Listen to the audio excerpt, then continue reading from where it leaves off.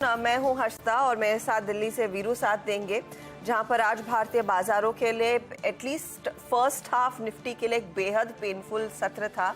अब देखते हैं आखिरी 1.5 घंटा कैसे साबित होगा। कंसिडरिंग एक मूव आ चुका है 2 बजे के आसपास, निफ्टी एक बार फिर डे हाई की तरफ तेजी से बढ़ रहा है और किसी भी क्षण आ ही जाएगा। इनफैक्ट 19,329 आज सुबह में वो लेवल देखने को मिला था और वहां से हम सिर्फ 3 पॉइंट की ही दूरी पर कारोबार कर रहे हैं। उस लेवल को छू लिया है, तो अब देखते हैं यहाँ से क्या पॉजिटिव टेरिटरी में मार्केट लौटेंगे या नहीं। और जो बड़ा मूव आ रहा है वो रिलायंस की बदौलत आ रहा है, आधे % के गेंस, क्योंकि रिलायंस की तरफ से वो अपडेट आ चुका है कि रिलायंस में से निकला जियो फाइनेंशियल सर्विसेज का हिस्सा जल्द ही लिस्ट होता हुआ दिखाई देगा।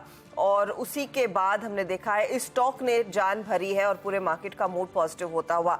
इनफैक्ट वीरू आपको बताएंगे कि क्या पोजीशनिंग आपकी होनी चाहिए, लेकिन इस समय आप गौर करें तो रिलायंस इंडस्ट्रीज जो मार्केट को ड्रैग कर रहा था, अब मार्केट में पार्टिसिपेट कर रहा है तेजी की तरफ। अदानी ग्रुप शेयरों में तेजी है और बैंकों में एक्सिस बैंक का एक बड़ा योगदान। हालांकि अभी भी आपको टेक्नोलॉजी में वीकनेस दिखाई देगी और HDFC बैंक ज्यादा कुछ कर नहीं रहा है तेजी की तरफ, ये इनफैक्ट अभी भी ड्रैगर साबित हो रहा है। लेकिन RIL का मूव करना इंपॉर्टेंट था और उसी का फायदा शायद निफ्टी में अब बनता हुआ दिखाई दे रहा है। Veeru, good afternoon. सुबह तो लग रहा था कि तेजी वाले लोग हाथ खड़े कर रहे हैं, लेकिन ये पिछले 10 मिनटों में जो चाल बेहतर हुई है, क्या ये क्लोजिंग तक जारी रहेगी? देखिए हर्षिता, अगर मुझे देखिए मैं बोल तो नहीं सकता, लेकिन मुझे अगर फोकस करना होता स्ट्रेंथ पे तो मैं रिलायंस पे क्यों ना फोकस करूं बजाय के निफ्टी के। दैट एंटायर मूव हर्षिता ये स्पॉन्सर है। जब नीरज जी कार्यक्रम कर रहे थे अभी, जैसे ही जियो फाइनेंशियल सर्विसेज की 21 अगस्त की लिस्टिंग खबर आई, ये उसके बाद शुरू हुआ। निफ्टी डे हाई पर आ रहा है, that's only because of Reliance, याद रखिएगा। और रिलायंस में सुबह हमारी बातचीत भी हुई थी, याद रखिएगा। मैं डेटा की बात करता हूं कि शॉर्ट रिलायंस को तब तक मत करिएगा। रिलायंस ने आज 20 डे में तोड़ा, लेकिन ये एक इवेंट के नजदीक खड़ा था और वो इवेंट आ गया। 2500 का पुट राइटर बोल रहा था बॉस कि रिलायंस को 2500 के नीचे ले जाना बहुत मुश्किल है। 7,500 कॉन्ट्रैक्ट रिलायंस पे खड़े हुए थे। खैर, रिलायंस अब डे हाई पर है। एक काम करते हैं, एक टेक चेक ले लेते हैं हर्षिता इस पे पहले से, क्योंकि ये मिस ना हो जाए, इसलिए व्यू लेते हैं। डॉक्टर साहब, कार्यक्रम में कोई मेहमान जुड़ा हो तो बताइएगा मेरे को, मैं निफ्टी और निफ्टी बैंक पे उसके बाद आऊंगा। एक चेक ले लेता हूं। राजेश सतपुते जी हमारे साथ हैं। राजेश जी, रिलायंस पे आपका व्यू? 2500 वॉलेट नहीं हुआ, अब डे हाई की ट्रैजेक्टरी में आके ट्रेड करता हुआ 10 डे में रीगेन कर लिया। स्विंग के प्रोस्पेक्टिव से आपका व्यू जाना चाहूंगा। वीरेंद्र जी, देखिए स्विंग के प्रोस्पेक्टिव से देखें तो मेरे हिसाब से 2580 और 2600 तक का स्विंग यहाँ पे इमीडिएट आना चाहिए। और जिस तरह से रिलायंस घुमा है और जहाँ पे ओपन इंटरेस्ट एडिशन है, मुझे लगता है ये मोमेंटम कंटिन्यू होगा। 2550 2540 ये इसके लिए इंपॉर्टेंट लेवल था, तो हम 2525 के 25 के स्टॉप लॉस के साथ लॉन्ग करने की सलाह देंगे। ये रिलायंस पे आपका व्यू हो गया, ठीक है। स्ट्रेंथ जहां है मैंने उस पर फोकस कर लिया, इट्स रिलायंस। अब आते हैं इंडिसेस की अप्रोच पे। देखिए, खबर के बाद रिलायंस पे इंपैक्ट आ रहा है और रिलायंस का 2500 रुपये बेस था, वहां से शूट अप कर गया। अब इंडिसेस को हम कैसे अप्रोच करें? हर्षिता, सुबह जब मैं कार्यक्रम कर रहे थे हमारी बात यही हुई थी, अगर आप कल के शॉर्ट हैं, परसों के शॉर्ट हैं, तो प्लीज बेस 1 लेके आइएगा। स्क्रीन पर क्लियरली मेंशन किया गया था, आज शॉर्ट जाने का दिन नहीं है लोअर ट्रैजेक्टरी पे। ये दिन है अपने शॉर्ट्स को कैश में कन्वर्ट करने का। That point 19259, that was 50 day exponential moving average और 10 वीक एक्सपोनेंशियल मूविंग एवरेज। ये दिन है उस एवरेज को रिस्पेक्ट देने का। It's Friday, it's formation of weekly charts, weekly candle create होंगी आज। तब तक शॉर्ट नहीं जाना है जब तक अब ये दोबारा वॉलेट ना हो जाए या फिर हायर लेवल्स पे शॉर्ट करने का मौका ना मिले। मैं लॉन्ग नहीं करूंगा। अगर मुझे लॉन्ग करना है तो मैं सिर्फ वो करता स्टॉक फ्यूचर जो भी चल रहा है, बट मैं उस पर कमेंट नहीं कर सकता, तो मैं अपने आप को बैकफुट पे रखूंगा वहां पे। हर्षिता, अगर आप इस वक्त के स्टैट्स को देखें, आपकी स्क्रीन पे 6 स्ट्राइक्स आएंगे हर्षिता, जिसमें मैंने 19,300, 19,400 और 19,500 की स्ट्राइक्स को यूटिलाइज किया है, इस्तेमाल किया है। और नीचे 19,300 की ही पुट, 200 और 100 की पुट्स को का जिक्र कर रहा हूं मैं। आपकी स्क्रीन पे अभी भी बहुत स्ट्रॉन्ग कॉल राइटिंग है 19,300 पे। 400 पे तो खैर 1 करोड़ का आउटस्टैंडिंग वाई हो गया। 19,500 पे करीब 77 लाख का आउटस्टैंडिंग वाई, दैट्स ह्यूज। अभी ये आपको नहीं परमिट कर रहा है कि आप कोई लॉन्ग पिक करें यहाँ पर। और 19,300 पे करीब 87 लाख का बिल्डअप, 19,200 पे करीब 94 लाख का बिल्डअप, ये कहता है कि जो सारा एक्शन था वो इस दिन का पूरा हो चुका है। हर्षदा, मैं अगर फोकस करना होगा स्ट्रेंथ पे तो किसी स्टॉक पे फोकस करूंगा।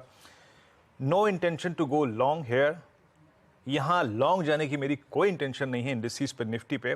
निफ्टी को शायद इस एज पे थोड़ा टाइम बिताना पड़ेगा। और दूसरी बात, अगर हम 19, 259, 250, 248 इन 10 पॉइंट के नीचे अगर during the day time spend करते हैं, तब मैं फ्रेश शॉट लूंगा और शॉर्ट को कैरी भी करूंगा। लेकिन एज ऑफ नाउ, क्योंकि ये मूव सिंगल हैंडेडली रिलायंस ने स्पॉन्सर किया है, मैं रिलायंस पे फोकस करता rather than focusing on index for long. Harshada, over to you. जी हाँ, इनफैक्ट इस समय का जो ट्रेड है वो रिलायंस इंडस्ट्रीज ही है, उसी पर आपकी नजरें होनी चाहिए, उसी पर बाजार की भी नजर है। और ये जो मार्केट में रिवर्सल आया है और 19,300 के आसपास या उसके ऊपर हम जो कारोबार कर रहा है, वो सिर्फ और सिर्फ रिलायंस की बदौलत है।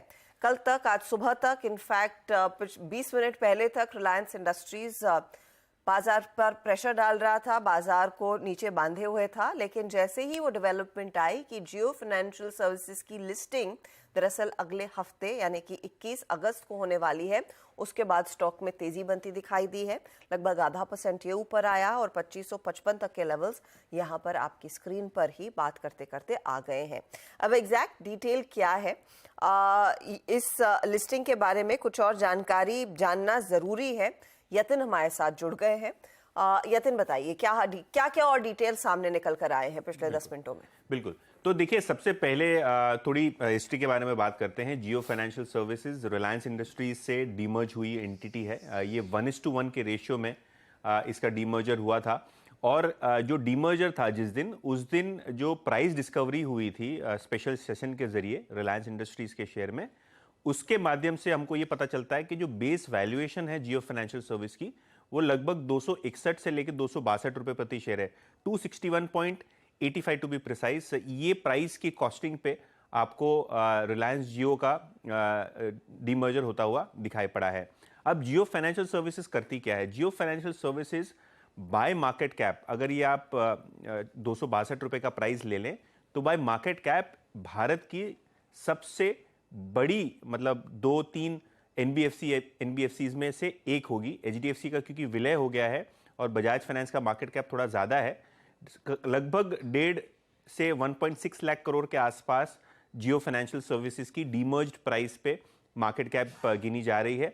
मोस्ट इंपॉर्टेंटली, जियो फाइनेंशियल सर्विसेज क्यों फोकस में है? क्योंकि इनके बैलेंस शीट पे लगभग 6% रिलायंस इंडस्ट्रीज के ट्रेजरी शेयर्स हैं, जिसको लेवरेज करके, जिसको मोनेटाइज करके नेटवर्थ बढ़ा दिया जा सकता है एनी टाइम, और उस पर इंक्रीमेंटली अच्छे दाम पे बोरोइंग भी हो सकती है। ये एक पॉइंट। दूसरा, कि जो चेयरमैन साहब ने अपनी एजीएम में जियो फाइनेंशियल सर्विसेज के बारे में बात की थी, उसमें ये कहा गया था कि डिजिटली इंडिया को फाइनेंशियल सर्विसेज किस तरीके से प्रोवाइड की जाए, डिजिटली किस हिसाब से फाइनेंशियल सर्विसेज पूरे देश में पेनिट्रेट की जाए, इस पे फोकस रहेगा। और शायद इसीलिए अगर आप देखें तो थोड़े दिनों पहले ही ब्लैक रॉक के साथ जियो फाइनेंशियल सर्विसेज ने एएमसी बिजनेस के टाइप की बात की, जहां लगभग इनिशियल इन्वेस्टमेंट $150 मिलियन यानी 800 से 900 करोड़ रुपए के आसपास जो है एक पार्टी कंट्रीब्यूट करेगी, और कुल मिला के $150 मिलियन का इन्वेस्टमेंट से ये एएमसी बिजनेस सेटअप करेंगे। ऑब्वियसली अभी तक हमको ये नहीं पता कि जो फाइनेंशियल सर्विसेज है, लेंडिंग बिजनेस है, कंज्यूमर लेंडिंग बिजनेस है, रिटेल लेंडिंग बिजनेस है, हाउसिंग फाइनेंस है, ये कौन से ट्रांचेस में जियो फाइनेंशियल अपनी स्ट्रैटेजी रखेगी, कैसे बिजनेस का विस्तार होगा। लेकिन हमको ये एक बात ज़रूर पता है कि जो जियो और रिलायंस ग्रुप की जो फाइनेंशियल प्रोग्रेस है और जो टेक्नोलॉजिकल प्रोग्रेस है, इससे एक बहुत बड़ा बिगिनर एडवांटेज जियो फाइनेंशियल सर्विसेज के स्टॉक को रहेगा और कंपनी के परफॉर्मेंस में रहेगा। और शायद इसीलिए हर्षदा, ग्रे मार्केट में जो दाम कोट हो रहे हैं, उसके हिसाब से 2 लाख करोड़ से ज़्यादा की मार्केट कैप पे जियो फाइनेंशियल सर्विसेज की लिस्टिंग हो सकती है 350-350 रुपए के आसपास। तो तगड़ी डिमांड इस एंटिटी की रही थी और सोमवार को दरअसल ये लिस्टिंग की तैयारी होती हुई दिखाई देगी। ध्यान रहे, इस पर हम आगे डिटेल में बात भी करेंगे। और एक तरफ से, हमारी तरफ से डिस्क्लोजर ये भी है कि अगर आप रिलायंस के बारे में कोई ट्रेड लेना चाहते हैं, जियो फाइनेंशियल सर्विसेज के बारे में कोई ओपिनियन लेना चाहते हैं, तो एक बार आप अपने फाइनेंशियल एडवाइजर से भी बात करें, क्योंकि जो आप चैनल देख रहे हैं नेटवर्क 18 का हिस्सा है। नेटवर्क 18 का स्वामित्व प्रबंधन रिलायंस इंडस्ट्रीज के हाथ में है, लेकिन ये इस समय हम हाईलाइट इसीलिए कर रहे हैं क्योंकि इस समय का सबसे बड़ा गेम चेंजर, एटलीस्ट मार्केट का मूड चेंज करने वाली डेवलपमेंट वो आपकी स्क्रीन पर आ गई है कि जियो फाइनेंशियल सर्विसेज की लिस्टिंग सोमवार को होगी। और तब से जब से ये डेवलपमेंट आई है, स्टॉक में तेजी आई रिलायंस इंडस्ट्रीज की और पूरे मार्केट में भी रौनक बनती हुई दिखाई दी। शुक्रिया आयातिन इस अपडेट के लिए। चलिए अब निफ्टी आपकी स्क्रीन पर एक बार फिर लेकर आते हैं 19,354 के लेवल्स पर, जहां पर आज यकीन नहीं हो रहा था कि हम शायद इस लेवल तक पहुंच पाएंगे या फिर 19,300 भी देख पाएंगे। याद रहे आज का लो जो था 19,253 था और वहां से हम करीब करीब 100 पॉइंट ऊपर आ चुके हैं, या फिर वो पूरी भरपाई होती हुई लॉसेस की। चलिए फटाफट से आपको कुछ ट्रेंडिंग काउंटर्स दिखाते हैं। रिलायंस की तो हमने डिटेल में बातचीत की। ये एक पॉकेट है जहां पर हमने देखा है एक अच्छी खासी तेजी बनती हुई दिखाई दी है, लेकिन ट्रेंड तेजी का और कहां आया है वो काउंटर्स भी अब आपकी स्क्रीन पर लेकर आएंगे। दिखाइएगा डायरेक्टर साहब। अच्छा, मंदी वाले स्टॉक्स आपकी स्क्रीन पर। टेक्नोलॉजी काउंटर्स में दबाव बना हुआ है, वहां पर कोई रिवर्सल नहीं आया। टीसीएस अभी भी नियरली 2% नीचे, विप्रो में 1.5% का नुकसान। हीरो मोटोकॉर्प, हिंडाल्को जैसे काउंटर्स हैं जहां पर हम देख रहे हैं 1 से 1.5% के नुकसान पर कारोबार कायम है। दूसरी तरफ मनप्पुरम फाइनेंशियल ये बैंड से बाहर निकला, स्टॉक 4% करेक्ट कर चुका है। एस्ट्रल 2-2.5% नीचे। बिरला सॉफ्ट, एलआईसी हाउसिंग ये दूसरे स्टॉक्स है जहां पर अभी भी मुनाफा वसूली हावी होती हुई दिखाई दे रही है। अब आते हैं कुछ तेजी वाले ट्रेड्स की तरफ। अदानी ग्रुप शेयरों में हमने देखा है एक अच्छा खासा मूव बनता दिखाई दिया है। 4% एंटरप्राइजेज ऊपर तो 3.25% ऊपर port. AU small finance bank, max financial जैसे काउंटर्स हैं जहां पर आज अच्छी खासी खरीदारी बनती दिखाई दी है। तो ये कुछ स्टॉक्स जहां पर आज हमने देखा है मोमेंटम और रश तेजी का साफ बन रहा है। ऐसे में आपकी क्या रणनीति हो? हमारे साथ हमारे जानकार जुड़ चुके हैं। राजेश सातपुते से हमने एक टेक्निकल चेक ले लिया है, लेकिन आगे हमारे पैनल में अब फंडामेंटल्स पर चोला सिक्योरिटीज के धर्मेश कांत जुड़ेंगे, टेक्निकल्स पर प्रकाश काबा, मानस जायसवाल, कविता जैन, समित चौहान को भी जोड़ेंगे। 220 पर आज यथार्थ हॉस्पिटल के जो कल नतीजे आए उस पर कंपनी के मैनेजमेंट से होगी बातचीत। फिर 2:30 बजे डीएमएम फॉडलर में जो ब्लॉक डील हुई है उसकी बारीकियां आपके सामने पेश की जाएगी। विवेक अय्यर हमारे सहयोगी सीएनबीसी टीवी 18 के, वो जुड़ने वाले हैं। 2:40 पर 4 का चौका लेकर आएंगे। राजेश सातपुते बताएंगे आपको एफनो का सुपरस्टार, मानस देंगे सस्ता ऑप्शन, कविता बताएंगे आपको चार्ट का चमत्कार। मिड कैप फंडा के लिए बात करेंगे धर्मेश कांत से। 250 में मार्केट बिग वॉइस में पाइपर सेरिका के फाउंडर और फंड मैनेजर अभय अग्रवाल को जोड़ेंगे। फिर जायजा लेंगे 3 बजे के आसपास डीलिंग रूम चेक का, एसटीबीटी या बीटीएसटी ट्रेड्स। और ऑफ कोर्स आज क्योंकि फ्राइडे है, खिलाड़ी नंबर 1 के विजेता की घोषणा भी होगी आज 3:20 पर और बढ़ेंगे फिर क्लोजिंग की तरफ। ओके, चलिए इस बीच अब लेके आइए स्क्रीन पे आपके रिलायंस। अभी जो मैंने राजेश जी से एक आउटलुक चेक लिया था, वहाँ से करीब करीब आप समझ लीजिएगा कि 18-19 रुपए का स्विंग और आ गया है। Reliance day high. रिलायंस अब क्या कर रहा है? रिलायंस धीरे धीरे धीरे अपना इस मंथली कॉन्ट्रैक्ट का हाईएस्ट क्लस्टर 2581 अब वहाँ से मात्र 12 रुपए दूर है। राजेश जी, आपका खुद का कन्विक्शन कॉल क्या होगा इस वक्त का? रिलायंस ही रखेंगे या कुछ और ऐड करेंगे? नहीं, रिलायंस तो हो गया। देखिए, रिलायंस तो डेफिनेटली आज रडार पे रहेगा, क्योंकि रिलायंस नहीं होता तो बाजार थोड़ा सा प्रेशर में ही था। तो रिलायंस तो डेफिनेटली बाय लिस्ट में है, लेकिन मेरी नज़र, जैसे कि आज मैंने सुबह भी कहा, मेरी नज़र सीमेंट स्टॉक्स पे है। और सीमेंट स्टॉक्स में मुझे इन पर्टिकुलर अगर कुछ ट्रेड लेना है, then I would like to go long in ACC. थोड़ा सा सेफ्टी मार्जिन आप कह सकते हैं इस वोलेटिलिटी में मुझे सीमेंट में लग रहा है, तो एसीसी को लेके जाऊंगा 1940, 1935, ये इसकी एक बाइंग रेंज है। तो एसीसी को आपको इस रेंज में बाय करना है। 1900 का स्टॉप लॉस रहेगा और जो नेक्स्ट प्रोजेक्शन है, जो नेक्स्ट टारगेट दिखता है रेंज, वो रहेगा करीबन 2000 का। तो बाय एसीसी। ओके, एसीसी पर एक बाय कॉल। गावा सा, गुड आफ्टरनून, बताइए आपका ट्रेड। Afternoon to you. मेरा ट्रेड है आइशो मोटर्स। आइशो मोटर्स पर ध्यान देना चाहिए। बाउंस मिला है बहुत अच्छी जगह से, क्लोजर टू 3300, और यहाँ पर बहुत बढ़िया बेस है from a long time. Trade करा है 3362 आइशो मोटर्स, स्टॉप होगा 3340। टारगेट इन द अपसाइड 3400 की, ये पहला पड़ाव रहेगा, लेकिन हायर जोन देखेंगे आते दिनों में Eicher motors. Yes, buy. Okay, Eicher motors 3364 पे आपका बाय कॉल है। कविता जी, गुड आफ्टरनून, आपका conviction trade. Very good afternoon. Good afternoon, everyone. Well, conviction trade है मैक्स फाइनेंशियल्स पर MFSL। आप देखें इस पर एक अच्छा ओपन इंटरेस्ट बिल्ट हुआ है और ये पिछले 2 दिन से हमारी रडार पर है। 871 के लेवल्स पर एज ऑफ नाउ ट्रेड कर रहा है। आई बिलीव ये 880, 890 के प्राइस टारगेट्स के लिए इस पर एक बाय ट्रेड इनिशिएट कर सकते हैं 858 की स्टॉप लॉस के साथ। ओके, तो मैक्स फाइनेंशियल पर एक तेजी का ट्रेड। और मैक्स फाइनेंशियल आज याद रहे मेरे ख्याल में तीसरी या चौथी दफा रेकमेंड हो रहा है, क्योंकि आज क्विक सिंगल में पहला ट्रेड जो आशीष भैती ने पिक किया था वो मैक्स फाइनेंशियल था। उनका भी टारगेट इनफैक्ट 880, 890 के आसपास था। फिर रुचित ने इसको रेकमेंड किया था 10 बजे के आसपास, और अब क्लोजिंग में कविता कह रही है कि तेजी आप करके चले, 890 का टारगेट रहेगा। और स्क्रीन पर चला है वो स्टॉक, एक अच्छी मूव देखने को मिली है। मानस, आफ्टरनून, बताइए आपका ट्रेड। गुड आफ्टरनून आशिता जी। तो देखिए, अंबुजा पे खरीदारी करने की राय रहेगी, क्योंकि अंबुजा के अगर आप पैटर्न देखेंगे तो आई थिंक 2 दिन पहले ही स्टॉक ने 200 डे मूविंग एवरेज पे सपोर्ट लिया था। लास्ट सेशन में हमने अच्छी खासी रिकवरी देखी, 50 डे मूविंग एवरेज रीगेन हो गए, लेकिन आज स्टॉक ने अपने 20 डे मूविंग एवरेज को भी रीगेन कर लिया है। वहां पर बेहतर वॉल्यूम देखने को मिल रहे हैं, तो अंबुजा सीमेंट में खरीदारी करने की राय रहेगी।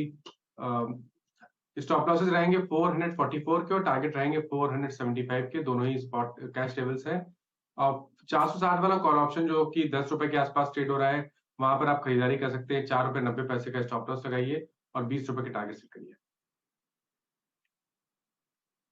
Siemens strong view.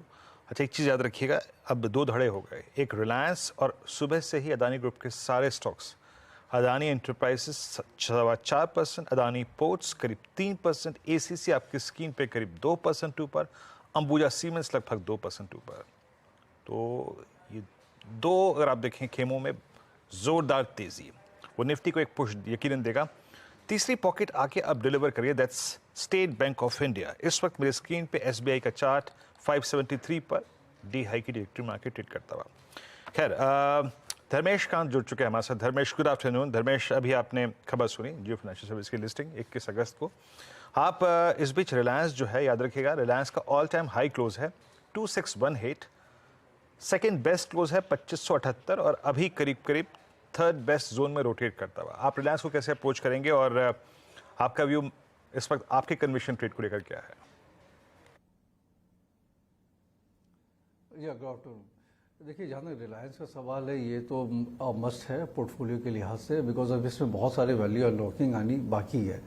जियो फाइनेंशियल सर्विसेज का तो इन्होंने वैल्यू अनलॉक किया है, बट आने वाले दिनों में बाद में कम्युनिकेशंस का भी होगा, रिलायंस जियो का, और फिर जाकर के रिलायंस रिटेल का भी वैल्यू अनलॉक होना है। और मल्टीपल ट्रिगर्स है इसमें। O2C जो केमिकल बिजनेस का है इनका, वहाँ भी काफ़ी अच्छा ट्रैक्शन देखने को मिल रहा है। गैस में वापस इनकी प्रोडक्शन चालू हो गई है। सो ओवरऑल अगर SOTP बेस्ड अगर कैलकुलेशन करें रिलायंस का, जो हमारे हिसाब से FY26 के हिसाब से 5000 का इसका स्टॉक प्राइस निकल के आता है, और वहाँ पर भी ये 17-18 के PE मल्टीपल पर ट्रेड होगा।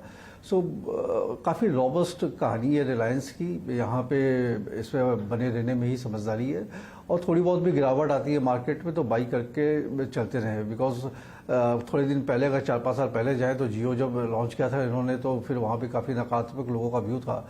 बट जिस तरीके से इन्होंने मार्केट ट्रैक्शन किया, और ये जिस तरीके से मार्केट ट्रैक्शन बढ़ाते जा रहे हैं, और रिटेल में जिस तरीके से इनकी ट्रैक्शन बढ़ी है, तो मुझे लगता है कि काफ़ी अच्छा इनको वैल्यूएशन इन बिजनेसेस का मिलेंगे। सो बने रहें, कोई भी गिरावट आए तो वहाँ पर खरीदारी करके चले रिलायंस में। बात हुई धर्मेश, आपकी रिलायंस पर व्यू और राय एकदम साफ है कि आपके पोर्टफोलियो का हिस्सा बनना चाहिए RIL, और ऑफ कोर्स इसमें एक अच्छा हर डिप एक मौका होगा तेजी करने का। और स्टॉक देखिए क्या घूमा है, 1.25% ऊपर आज का, और कहा सुबह में ये लैंग्वेज कर रहा था। धर्मेश, RIL की तो बात हो गई, लेकिन कोई स्टॉक जो आप इस समय रेकमेंड कर रहे हैं जहां पर अब पोजीशन खड़ी की जा सकती है, जो आपको पसंद हो? जी बिल्कुल हर्षिता, JSW एनर्जी पर हम लोगों ने 1-1.5 महीना पहले इनिशिएटिंग कवरेज किया था, और वहाँ पे अराउंड उस वक्त 277-80 के भाव पे ये चल रहा था। बहुत ही स्ट्रांग कहानी है। और पावर सेक्टर के बारे में मैं ये कहना चाहूँगा कि अभी यूटिलिटी सेक्टर नहीं रहा, इसे ग्रोथ सेक्टर की तरह लेके चले, बिकॉज गवर्नमेंट ऑफ इंडिया का ही ये मैंडेट है कि 60 गीगावाट पावर हर साल आने वाले 5-6 साल तक ये कंट्री वाइड पे ये एडिशन करेंगे और रिन्यूएबल प्ले रहेगा। तो जेएसडब्ल्यू एनर्जी इसमें सटीक बैठता है, बिकॉज इसकी जितनी भी कैपेसिटीज आने वाली हैं सब रिन्यूएबल एनर्जी सेगमेंट से आने वाली है। सोलर, विंड और हाइड्रो का इसमें मुख्य योगदान रहेगा। ये जो भी पावर कैपेसिटी ऐड कर रहे हैं, 6.6 गीगावाट की इनकी प्रेजेंट मौजूदा कैपेसिटी है, 9.77 हो जाएगा ये आने वाले 3 साल में 2026 में। और खास बात इस कंपनी की ये है कि ये जो पावर एडिशन कैपेसिटी कर रही है समय से पहले उसको कमीशन करते जा रहे हैं, तो उसका एक एडवांटेज है। 85% जो इनका पावर प्रोडक्शन होगा वो ऑलरेडी पीपीए के तहत टाइड अप है, सो वहां पे इनके प्रॉफिट्स ऑलरेडी लॉक्ड है। प्राइसेस इनपुट और आउटपुट के अप डाउन होते रहेंगे, बट इनका जो प्रॉफिटेबिलिटी है वहां प्रॉब्लम नहीं आएगी। और 15% जो ओपन मार्केट के लिए छोड़ रखा है, बिकॉज जिस जैसे कमोडिटी प्राइसेस में दरों में गिरावट आई है कोल का, तो वहां का उसका भी इनको एडवांटेज मिलता है। और 2030 की बात करें तो 20 गीगावाट के कैपेसिटी एक्सपेंशन की बात कर रहे हैं। सो रिन्यूएबल एनर्जी प्ले एक प्रॉफिटेबिलिटी मुझे लगता है जो 1480 करोड़ लास्ट ईयर का दिया था वो बढ़ करके 3100 करोड़ हो जाएगा FY26 तक। ये डबलिंग ऑफ प्रॉफिटेबिलिटी है और उसके आगे तो ग्रोथ है ही। तो इनिशियल प्राइस टारगेट जो हम लोग इस जेएसडब्ल्यू एनर्जी को लेके चल रहे हैं वो है 430 का। और अगर आप पर कैपिटा एनर्जी कंजम्पशन की बात करें तो India is world third of global average, और यूएस से कंपेयर करें तो 1/10 है, जबकि पॉपुलेशन अपनी यूएस के सामने 5 गुना ज़्यादा है। तो प्लेंटी ऑफ स्कोप, सारे काम इलेक्ट्रॉनिक्स के हों चाहे अभी जो हम लोग बात भी कर रहे हैं, हर तरीके से पावर का ही यहाँ पे इस्तेमाल होता है। और रिन्यूएबल एनर्जी का एक खासा play in future carbon credit का भी एडवांटेज मिल सकता है। सो जेएसडब्ल्यू एनर्जी एक काफ़ी स्ट्रॉन्ग कन्विक्शन बाई हम लोग की तरफ से है, जो हम लोगों ने क्लाइंटों को रिकमेंड कर रखा है। और इस भाव पे भी ये खराब नहीं है, मुझे लगता है आने वाले दिनों में इसमें मल्टीपल रीरेटिंग भी आएगी, तो प्राइस टारगेट 430 के आगे भी रिवाइज होगा। तो पहला टारगेट 430 का है, उसके आगे और भी पोटेंशियल। और जेएसडब्ल्यू एनर्जी में हम कल ही आपको डिटेल दे रहे थे कि जीक्यूजी का भी निवेश आया है और उसके बाद से ये स्टॉक में ऑफ कोर्स इंटरेस्ट बढ़ता हुआ दिखाई दिया है।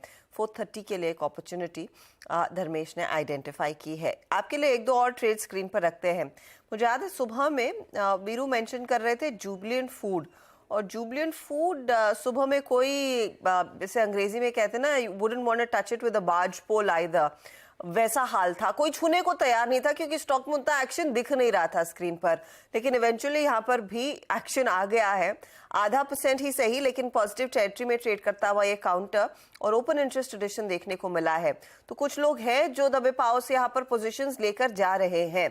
कविता जी, जुबिलेंट फूड पर आपकी क्या राय रहेगी? ये जो इधर भी रिवर्सल आया है, डे लो से जो रिकवरी देखने को मिली है, आई थिंक 470 था डे लो और अब 481, 82 की तरफ हम बढ़ रहे हैं।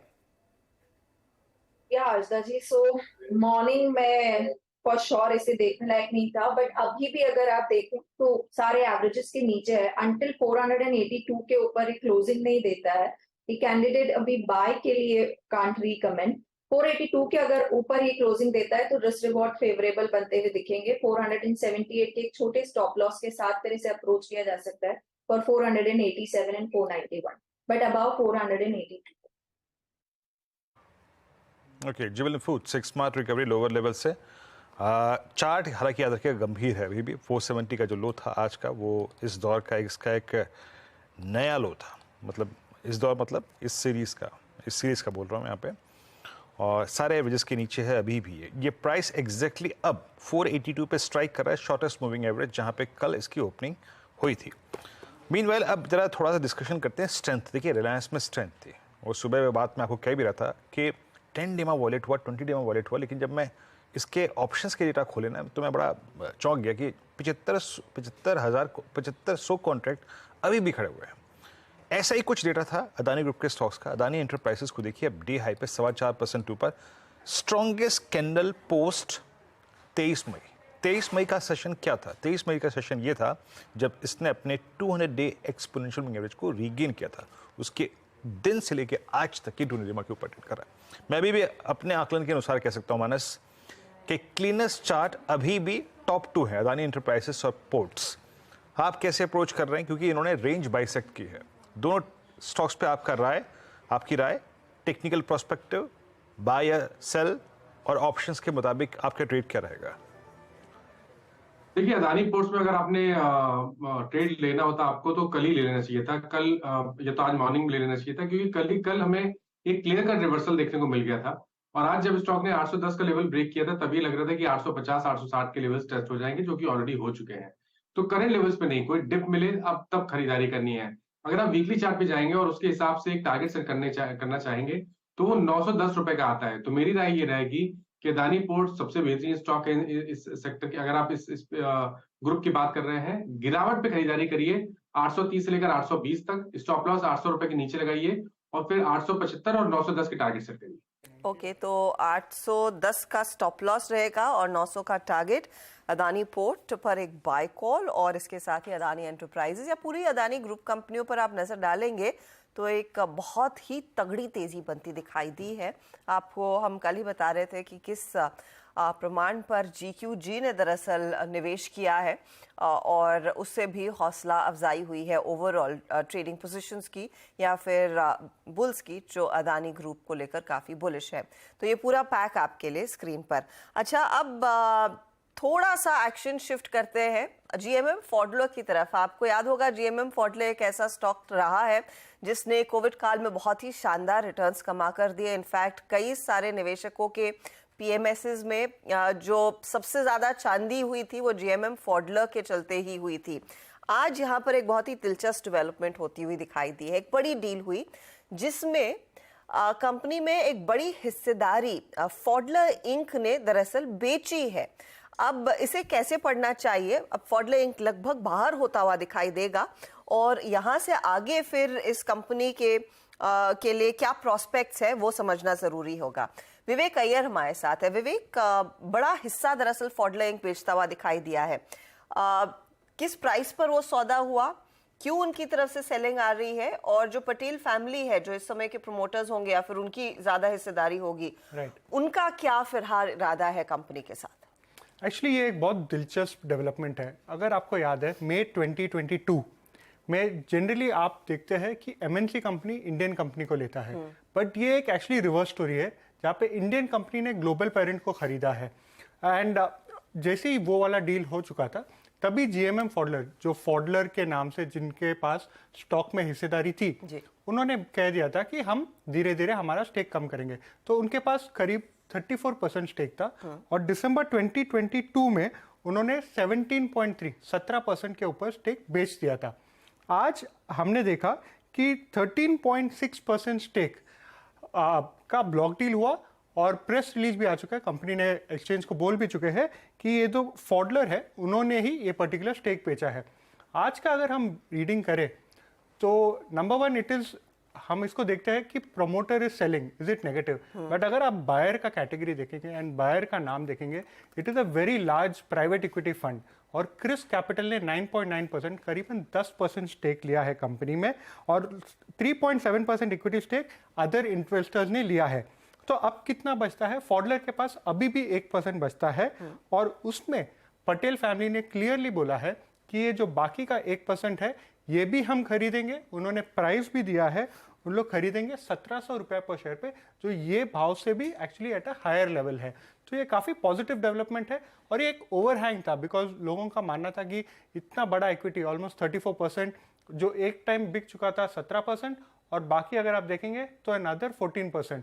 सो बिग ओवरहैंग गॉन और उसकी वजह से स्टॉक बहुत वॉलेटाइल रहा है आज के ट्रेड में, बट नीचे के स्टैंड से बहुत बड़ा इंट्राडे रिकवरी कर चुका है। एक इंटरेस्टिंग मूव। अच्छा, फिर पटेल फैमिली के पास कंसिडरिंग वो 1% और हिस्सा खरीदेंगे, उनकी इस समय कितनी हिस्सेदारी है और क्या स्कोप है उनके पास फिर और हिस्सा बढ़ाने का?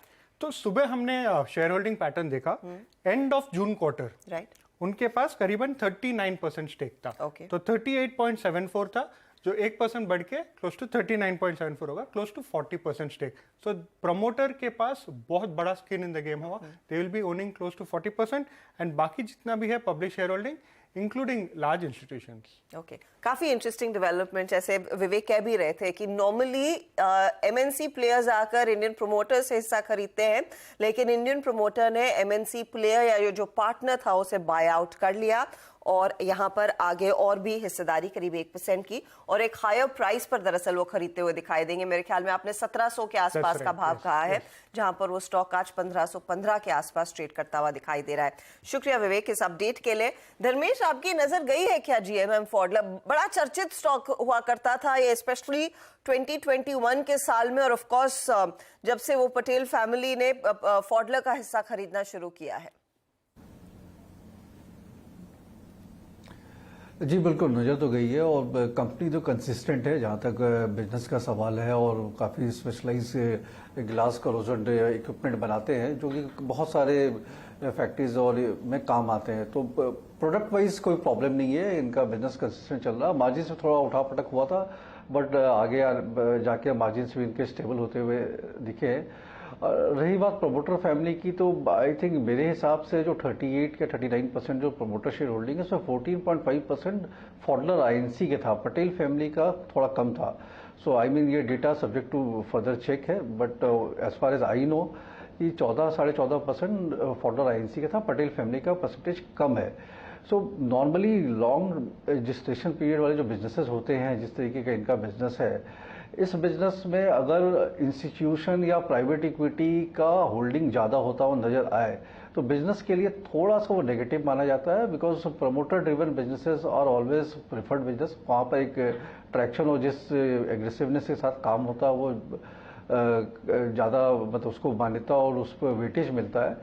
बट अच्छी बात यह है कि यहाँ पर पटेल फैमिली ने ऊपर के प्राइस पर स्टॉक खरीदने की बात कही है कि 1700 तक वो बाइंग करेंगे, तो ये एक पॉजिटिव इंडिकेटर है। तो मुझे लगता है ट्रेडिंग बायस के लिहाज से अगर देखें तो 15 से 10% का इसमें अपसाइड एक उछाल आ सकता है इस न्यूज़ के बेसिस पे। और अगर जो पटेल फैमिली जो प्रमोटर्स हैं अभी एग्जिस्टिंग, उन्होंने अगर मार्केट में थोड़ी खरीदारी की और या ऐसा कोई इंडिकेशन मार्केट में दिखा कि मार्केट्स में शेयर्स बाई कर रहे हैं, तो डेफिनेटली एक ट्रेडिंग बाई तो बनता है। बट अदरवाइज वैल्यूएशन के लिहाज से ये बहुत सेटल्ड वैल्यूएशन है कि इनका जो आरओई है 15-16% के हिसाब से उधर ही ये ट्रेड कर रहे हैं। सो ज़्यादा गुंजाइश तो नहीं है, जस्ट वैल्यू रेटिंग के लिहाज से। ये जो प्रमोटर्स की कितने हिस्सेदारी है, मैं अभी वही चेक कर रही हूँ कि फॉडलर इंक के पास 14.56% हिस्सेदारी, ये लेटेस्ट डेटा है एज ऑफ जून 23। फिर इंडियन ओनरशिप में टोटल हिस्सेदारी पटेल फैमिली की 15.53%, फिर दूसरे स्पेसिफाइड में 24.18%। तो आइदर वेज पटेल फैमिली के पास 38-39% तक की हिस्सेदारी है, और फिर और वो अतिरिक्त हिस्सेदारी फॉडलर इंक वाली भी खरीदेंगे 1% ऑड की, तो वो क्लियर है, उसमें कंफ्यूजन नहीं है। ये ताज़ा डेटा जो जून वाला सामने निकल कर आया है। लेकिन ये बात हुई है जीएमएम फॉडलर की, स्टॉक आपके सामने 1520 के आसपास। अब देखते हैं यहाँ से आगे क्या और नाम निकल के आते हैं।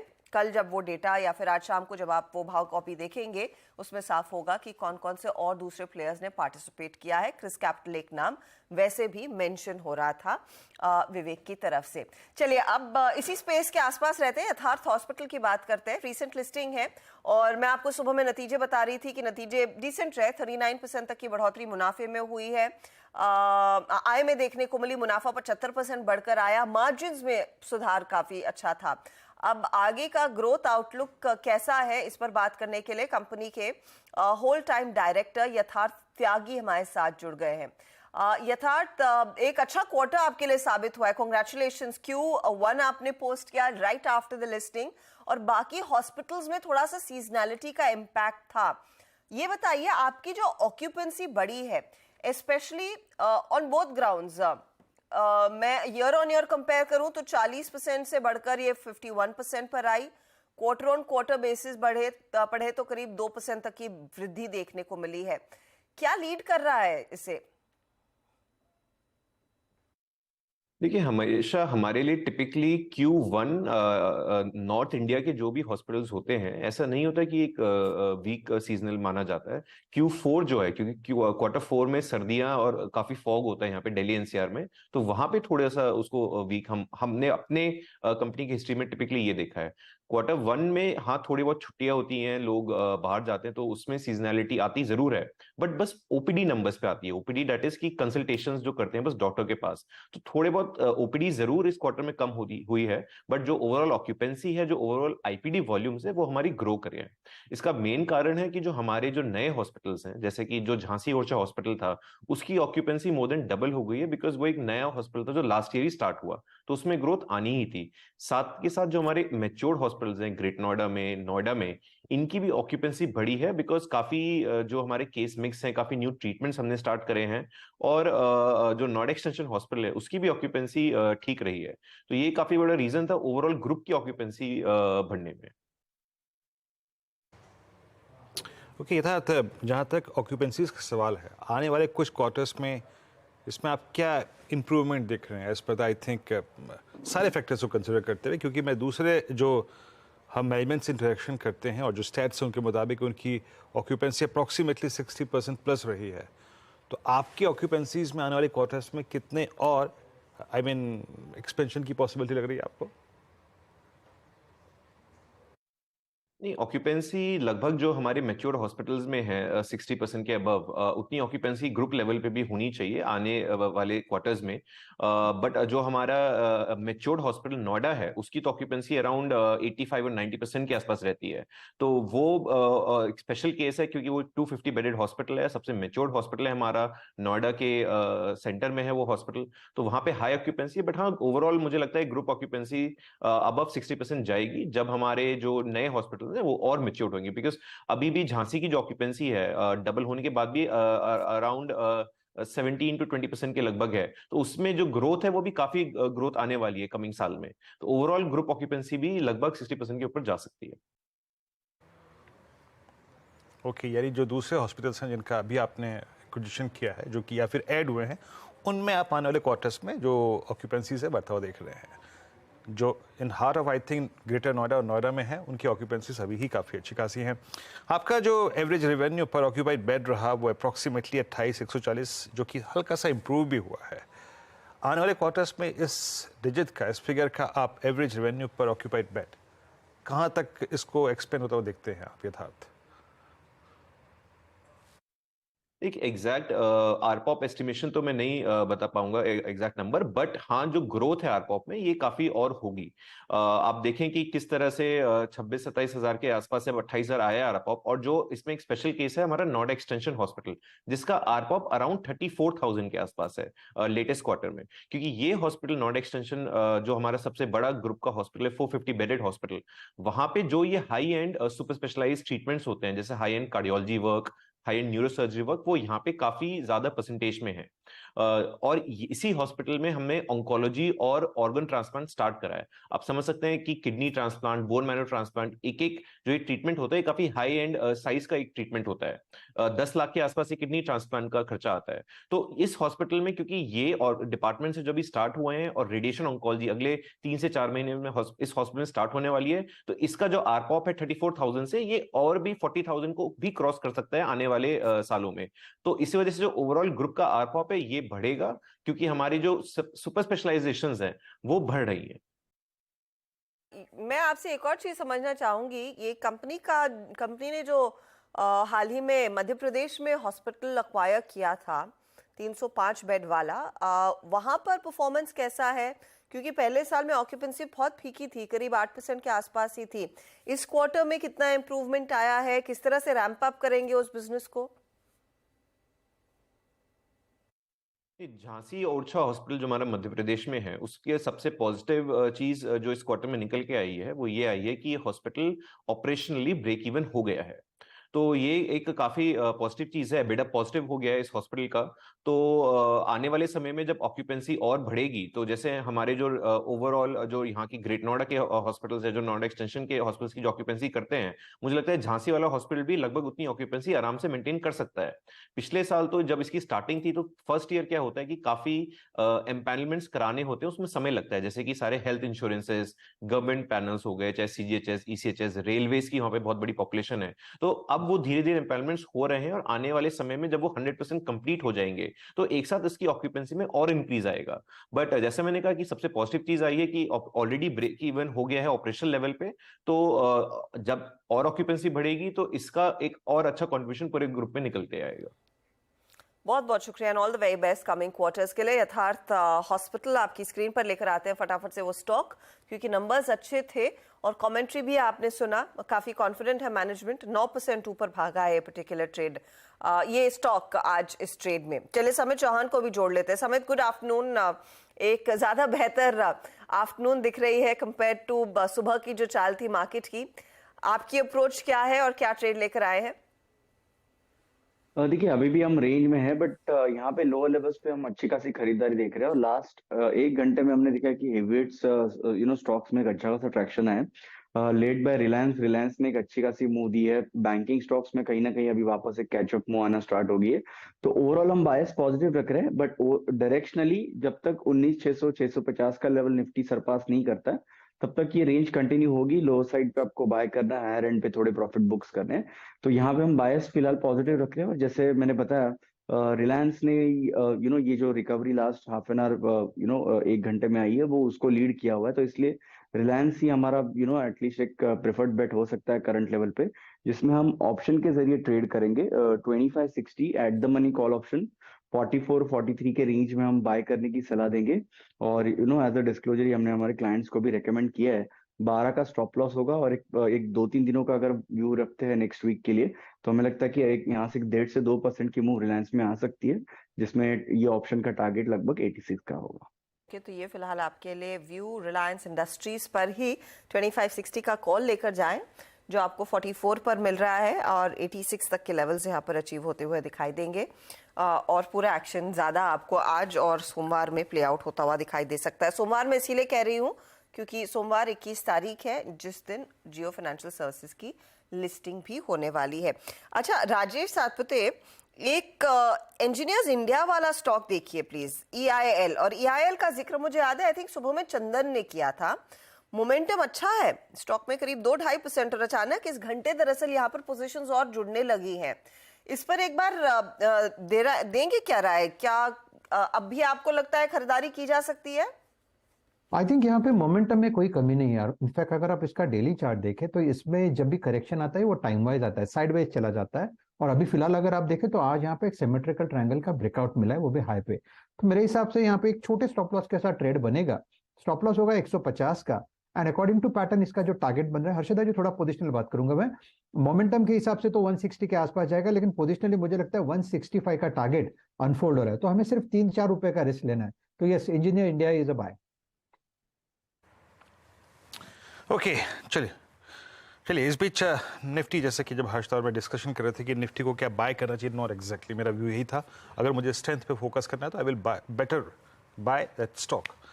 निफ्टी फिर ट्रेस होकर करीब 19,350 पे आया, बट इस प्राइस में क्या है कि at least we have 50-day exponential moving average in this price पास है हमारे। आगे देखते हैं market exactly in terms of breadth क्या करना चाह रहा है। एक बार मैं स्क्रीन पे चलता हूँ, बड़ी स्क्रीन पे, और जरा ब्रेथ को देखते हैं कि एग्जैक्टली है क्या। इट्स 19,349 आपकी स्क्रीन पे। It's 88 long unwinding. सुबह की तुलना में ये आंकड़ा थोड़ा सा कम हुआ है, ट्रिम हुआ है। शॉर्ट 41, शॉर्ट कवरिंग 43 और लॉन्ग अगर आप देखें करीब 14। लॉन्ग्स का भाव तो है, देखिए क्लियरली लॉन्ग्स पिक करने की टेंडेंसी मार्केट पे बिल्कुल नहीं है, स्पेशली क्लोजर टू 50 डेमा। शॉर्ट कवरिंग 43 में, 50 डेमा के पास कुछ शॉर्ट्स कवर हुए हैं।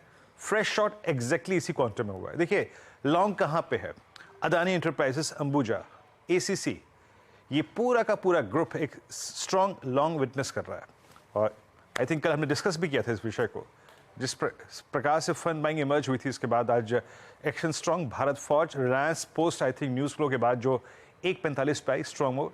अदानी पोस्ट में शॉर्ट कवर हो रहा है, I think strongest candle post May 2023। ये अब जनवरी के उस इंसिडेंट के बाद के अब तक के सबसे हाईएस्ट लेवल पे है। AU small finance, Max Financial Services, Dixon, Eicher Motors, इनमें शॉर्ट कवर हो रहा है। ये अच्छी कैटेगरी के स्टॉक्स थे यहाँ पे आज, टेक्निकली काफी साउंड थे। बाकी मन्नापुरम, एम्फोसिस, IEX, आरती इंडस्ट्रीज, HAL आज थोड़े शॉर्ट बिल्डअप विटनेस करते हुए। और जहां तक मैं लॉन्ग अनवाइंडिंग देखूं तो यहाँ पे Indiabulls housing finance, Birla soft, LIC housing finance, Info Edge, Lupin, pharma 2 दिन से अगर आप देखें कुछ प्रॉफिट बुकिंग के मोड में जा रहा है। पर मेरे स्क्रीन पे एक चीज़ विजिबल है, दैट्स एग्जैक्टली FMCG स्पेस। जरा एक एक करके स्टॉक्स लेके आइए। Dabur at day high, Godrej CP कुछ देर पहले मैं देख रहा था वो भी अच्छा कर रहा है। मानस जरा एक बार डाबर या फिर गोदरेज CP को देखेंगे, कंसिडर करेंगे इन दोनों स्टॉक्स को, कैसे मूव कर रहे हैं? गोदरेज CP भी डे हाई पर। बिल्कुल, देखिए जो FMCG स्टॉक्स है वो डेफिनेटली चार्ट पे अच्छे लग रहे हैं। आप गोदरेज CP की बात कर लीजिए तो स्टॉक अपने 100 डे मूविंग एवरेज पे स्टॉक ने सपोर्ट लिया था, अब 20 डे 50 डे मूविंग एवरेज के आसपास ट्रेड कर रहा है, और अगर ये 1035 के ऊपर निकलेगा और सस्टेन करेगा तो शायद आपको 1055 तक की रैली देखने को मिलेगी। तो आप बस नजर रखिए, 1035 के ऊपर फ्रेश खरीदारी करेंगे 1024 के स्टॉप लॉस के साथ। लेकिन डाबर में आई थिंक करंट लेवल्स पे भी आप खरीदारी कर सकते हैं, करंट लेवल्स पे आप खरीदारी करिए, 562 का स्टॉप लॉस लगाइए। ऊपर की तरफ आई थिंक 10 रुपए का आपको यहाँ से आपको देखने को मिल सकता है, तो 577 से लेकर 578 तक के टारगेट सेट करिए। डाबर में आप अभी खरीदारी कर सकते हैं। ओके, तो डाबर में एक अच्छी अपॉर्चुनिटी बाय साइड की साफ बनती हुई दिखाई दे रही है। अच्छा, 4 का चौका का वक्त हो रहा है तो उसकी तरफ बढ़ेंगे। मानस तैयार रखिएगा आप अपना सस्ता ऑप्शन। फटाफट से मैं भारत फोर्ज पर गाबा साहब की राय लेना चाहती हूँ क्योंकि यहाँ पर एक बहुत तगड़ा मोमेंटम देखने को मिल रहा है। गाबा साहब, नियरली 1% का मूव इस घंटे, लेकिन आप ओपन इंटरेस्ट ट्रेडिशन देखिएगा वो डिसेंट दिखने लगा है और फिर ये फोरफ्रंट पर आ गया है काउंटर, और ये आखिरी आधे घंटे में ही फिर तेजी दिखा रहा है। बाय कर रहे हैं क्या? लेना चाहिए। इसका जो नेक्स्ट लॉजिकल टेक्निकल टारगेट है वो 1000 की तरफ जाना चाहिए। बस ट्रेड करा है 968, वो तो एक लॉजिकल टारगेट है, वहां तक जाना चाहिए। आज कल परसों में चला ही जाएगा, बिल्कुल स्टॉप होगा करीब 955 का। भारत फोर्ज लेने लायक है क्योंकि कंसोलिडेशन 6 दिन का हुआ है और 1000 पार कर लेगा भारत फोर्ज। ओके, तो कंसोलिडेशन हुआ है अच्छा खासा 6 दिन का और अब 1000 की तरफ बढ़ेगा। 969.70 के लेवल्स आ चुके हैं। अच्छा, कॉनकॉर्ड बायोटेक आज की लिस्टिंग, आज ही इसने अपनी पारी की शुरुआत की और अच्छी लिस्टिंग हुई है। उसके लिए खबर आती हुई कि नो एक्शन इनिशिएटेड का क्लियरेंस मिलता हुआ गुजरात प्लांट पर बिना किसी आपत्ति जांच पूरी हो चुकी है। ये US FDA की जो जांच होती है वहां पर एक क्लीन चिट, तो बड़ा अच्छा दिन इनके लिए साबित हो रहा है। पहले बढ़िया डेब्यू हुआ, फिर 26 से 30 जून के बीच जो यूनिट की जांच हुई थी US FDA वाली, वहां पर भी बिना किसी खास ऑब्जर्वेशन के एक क्लीन चिट मिलती हुई, जांच बिना किसी आपत्ति की वो जांच पूरी हुई है। वो भी सोने पे आप सुहागा समझिए, 962 के लेवल्स पर वो स्टॉक ट्रेड करता हुआ। चलिए अब शुरुआत करते हैं 4 का चौका की सस्ता ऑप्शन। मानस बताइए। देखिए, ब्रिटानिया पे खरीदारी करनी है। ब्रिटानिया का जो 4550 का कॉल ऑप्शन है 66 रुपीज पे ट्रेड हो रहा है, वहां पर आप खरीदारी करिए। 39 रुपीज का स्टॉप लॉस लगाना है ब्रिटानिया के 4550 के कॉल ऑप्शन में, और 115 के टारगेट सेट करने हैं। अगर हम चार्ट पे ब्रिटानिया को देखें तो स्टॉक ने ऑलरेडी एक बड़ा करेक्शन दिखाया, 200 डे मूविंग एवरेज पे सपोर्ट लिया, और आज के पैटर्न को देख के लग रहा है कि एक रिट्रेसमेंट आप ऊपर की तरफ देखने को मिल सकता है, जिसमें शायद 100 से 125 पॉइंट की तेजी देखने को मिल सकती है। इसलिए ब्रिटानिया के 4550 के कॉल ऑप्शन में खरीदारी करने की राय रहेगी। 4550 का कॉल ऑप्शन ब्रिटानिया का आप लेकर चले, 70 के आसपास है ये, और ये आपको आगे दिखाई देगा 115 पर ट्रेड करता हुआ, तो वो आपका टारगेट है ब्रिटानिया में बाय साइड का ट्रेड। राजेश जी बताइए आपका FNO सुपरस्टार। अच्छा जी, ब्रिटानिया निकाला था, 2 काउंटर्स मैंने निकाले थे, एक तो Britannia and second was Lever. नजर है लीवर पे, मुझे लगता है यहाँ पे FMCG में मूव आ रहा है बाजार को सपोर्ट करने के लिए। तो यहाँ पे अगर लीवर की बात करें तो यहाँ पे एक छोटे स्टॉप लॉस के साथ लॉन्ग करें, 2545 का स्टॉप लॉस होगा, और जो टारगेट मुझे दिखता है वो रहेगा 2600 का। तो मुझे लगता है लीवर, ब्रिटानिया, डाबर कहीं ना कहीं यहाँ पे मोमेंटम है, तो बाय करें हिंदुस्तान यूनिक लीवर। जी हाँ, बहुत अगर आप देखें नाप तोल के इस क्लोजिंग में ट्रेड्स निकालने पड़ रहे हैं, कुछ बहुत स्ट्रांग है, कुछ बहुत वीक है, कुछ मिड में है, but no doubt about that कि FMCG में काफ़ी स्ट्रांग मूव आ रहे हैं। HUL राजेश जी ने पिक किया। अब चलते हैं कविता जी के पास। कविता जी, आप क्या पिक कर रही हैं चार्ट के चमत्कार? तो वीरेंद्र जी, 2 स्टॉक जो मैंने निकाले थे वो दोनों ही आपने डिस्कस किए, दैट इज भारत फोर्ज थोड़ी देर पहले आपने डिस्कस किया, गोदरेज CP। बट इसके अलावा अगर देखें तो इसी स्पेस में Tata consumer is also Bharat फौज हर्षदा ने पिक किया था, मैं उसका इल्जाम आप मेरे पे मत डालिए, वो हर्षदा ने पिक किया था। बहुत सोच कर पिकिंग करनी पड़ रही है, तो बट नेचुरली सभी के रडार पर आ रहे होंगे। बट टाटा कंज्यूमर पर भी हम एक अच्छा ट्रेड देख सकते हैं। कल के हाइस के ऊपर स्टॉक निकला भी है और इस स्पेस में मूव्स बनते हुए दिख रहे हैं। सो अंटिल काउंटर 843 के ऊपर ये मेंटेन है, यहाँ पर एक बाय ट्रेड इनिशिएट किया जा सकता है। 852 858 के price targets. Okay, Tata consumer, but रही कविता जी भी एफएमसीजी स्पेस में ही। धर्मेश के पास चलते हैं आज के मिड कैप फंडा के लिए। धर्मेश, क्या पिक कर रहे हैं आपका मिड कैप फंडा? देखिए, ग्रेविटा इंडिया पर बाई करने की सलाह रहेगी। ये एक फंडामेंटल पिक रहेगा और कम से कम 3 से 6 महीने की अवधि के लिए इसे बाई करें। कंपनी बेसिकली मेटल रिसाइकलर है, लेड इनका मेन बिजनेस है। इसको रिसाइकिल करके ये राजा और अलग कंपनी उसको बेचते हैं जिनको जो लेड का यूज़ करते हैं। 83% इनका रेवेन्यू लेड से आता है, 17-18% एल्यूमिनियम रिसाइकलिंग से आता है और जो एल्यूमिनियम रिसाइकलिंग के प्लांट से सारे आउट ऑफ इंडिया है, बेसिकली अफ्रीकन कंट्रीज़ में। कंपनी कैपेसिटी एक्सपेंशन कर रही है, almost doubling of the capacity ये कर रही है और जो इनका मार्जिन है वो इम्प्रूव होता हुआ नजर आया। मेटल प्राइसेस में काफ़ी स्टेबिलिटी आई है और अब ये बैक टू बैक हेजिंग करते हैं, इसलिए प्राइस का ऊपर उतार चढ़ाव से इनको ज़्यादा फर्क पड़ेगा नहीं। जो खास बात इसकी है कि काफ़ी डीप वैल्यूएशन का डिस्काउंट चल रहा है इनका, अराउंड 22-23 के पीई मल्टीपल पर ये ट्रेड होता है, जबकि इनकी आरओई 40 के आसपास है और आने वाले दिनों में ये एटलीस्ट 32 to 33% का आरओई मेंटेन रखेंगे। प्रॉफिटेबिलिटी इनकी 2-3 साल में डबल हो जाएगी। 204 करोड़ का प्रॉफिट करते हैं, FY26 के हिसाब से चले तो ये अराउंड 370 से 380 करोड़ का इनका प्रॉफिट आएगा। तो मुझे लगता है कि काफ़ी वैल्यू बाई है ये स्टॉक में और प्लस 3 नए एरिया में ये वेंचर कर रहे हैं, जो कि एक पेपर रिसाइकलिंग का इनका बिजनेस रहेगा, वो यूएस में ये सेटअप करके कर रहे हैं। रबर रिसाइकलिंग के कैप्टिव कंजप्शन में काम आएगा और स्टील का ये अफ्रीका में रिसाइकलिंग का प्लांट कर रहे हैं और मैनेजमेंट का एकदम पुख्ता मानना है कि 25% से कम आरओई के बिजनेस को ये करेंगे ही नहीं। तो मिनिमम जो इनका रिटर्न ऑन कैपिटल है 25% का रहना चाहिए और काफ़ी पुरानी कंपनी है, जो ये कहते हैं वो इन्होंने करके भी दिखाया है। तो अराउंड 730 के आसपास का शायद ये ट्रेड कर रहा है जो लास्ट में चेक किया है। तो यहाँ पे इसका गुड वैल्यू बाई 1 साल के नजरिए से लेकर चले तो 1000 रुपये का प्राइस टारगेट निकल के आता है। तो ग्रेविटा इंडिया में एक अपॉर्चुनिटी धर्मेश पिक कर रहे हैं। चलिए फटाफट से मैं आपके लिए वो रिकैप कर देती हूँ ट्रेड्स। 3 जो ट्रेड्स हैं वो लार्जली एफएमसीजी वाले हैं। मानस ने दिया ब्रिटानिया पे एक कॉल, आप 45.50 का कॉल लेकर चले, 115 का टारगेट रहेगा, 39 आपका स्टॉप लॉस रहना चाहिए। 70 पर मेंशन किया था, 77 के लेवल्स आपने स्क्रीन पर देख ही लिए हैं। फिर राजेश सातपुते लेकर आए हैं HUL 2600 के टारगेट के लिए एक मौका खरीदारी का, 2545 का स्टॉप लॉस जरूर लगाइएगा।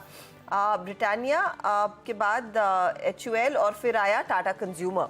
टाटा कंज्यूमर में कविता ने कहा 852 का टारगेट और आगे 858 के लेवल्स देखने को मिलेंगे, स्टॉप लॉस 843 का। और ग्रेविटा इंडिया जो अभी अभी मेंशन हुआ धर्मेश की तरफ से। तो ये फिलहाल वो ट्रेड्स है 4 का चौका में। अच्छा, फटाफट से आपकी स्क्रीन पर लेकर आते हैं निफ्टी बैंक 43,886, अब सिर्फ 1.5 पॉइंट नीचे, तो कभी भी ये पॉजिटिव टेरिटरी में आ जाएगा। इनफैक्ट HDFC हो सके तो दिखाइएगा प्लीज इसका चार्ट। HDFC डे लो से रिकवरी दिखा रहा है। आज सुबह में 15,885 तक का लो देखने को मिला था, 1590 के आसपास यहाँ पर इसकी चाल थोड़ी सी बेहतर हुई है।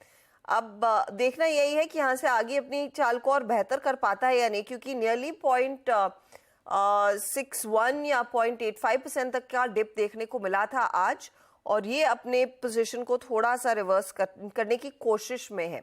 लेट्स सी HDFC बैंक का जो भार है वो कम होता है या नहीं इन ड्रैगर्स में, उस पर आपकी नजरें होनी चाहिए। बाकी तो आप निफ्टी बैंक देखें पॉजिटिव टेरिटरी में, और यहाँ पर एक्सिस बैंक का एक अच्छा योगदान, आपका ICICI बैंक का एक डिसेंट योगदान होना चाहिए, लेकिन SBI पर आपकी नजरें होंगी तो ज्यादा बेहतर है, क्योंकि वहां पर भी हमने देखा है एक अच्छा सपोर्ट बनता हुआ दिखाई दिया। वक्त वैसे हो रहा है एक ब्रेक का, लेकिन ब्रेक में जाने से ठीक पहले कविता जी SBI पर एक फटाफट टेक चेक दीजिए, फिर ब्रेक लेंगे। यस, सो PSUs में कुछ स्ट्रेंथ बनते हुए दिख रहा है, और स्टेट बैंक देखें तो अपने स्मॉलेस्ट मूविंग एवरेज के ऊपर निकलने की कोशिश कर रहा है फ्रॉम द ओवरसोल्ड एरिया।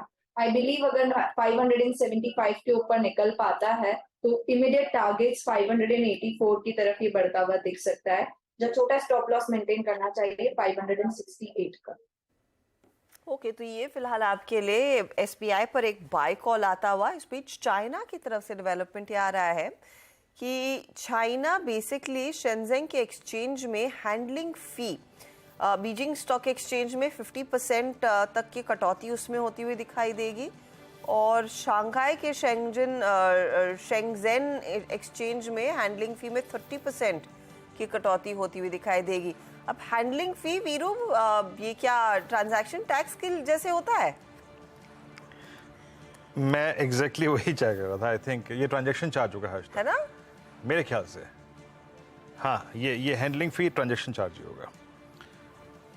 तो अच्छा ये वही है। मैं थोड़ा सा और देख लेता हूँ इसको। हाँ, क्योंकि मेरे को इंटरेस्टिंग लगी कि 30% अगर आप शंघाई में ट्रेड कर रहे हैं और बीजिंग में बैठे बीजिंग एक्सचेंज पे ट्रेड कर रहे हैं तो 50% हैंडलिंग फी कम होगी।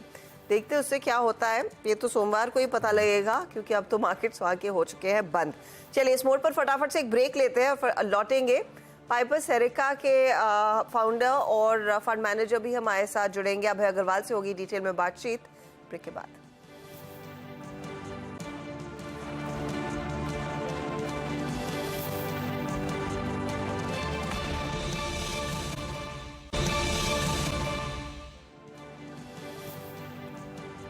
ब्रेक के बाद कार्यक्रम में आप सभी का फिर से स्वागत है और अब थोड़ा सा लॉन्गर टर्म पर्सपेक्टिव से बाजार के इन लेवल्स पे बाजार कह रहा है आपसे इस पे मुद्दे पर बातचीत करते हैं। हमारे साथ Shri Abhay Agarwal, founder and fund manager Piper Serica के मौजूद हैं इस वक्त। अभय जी नमस्कार, कार्यक्रम में स्वागत है आपका।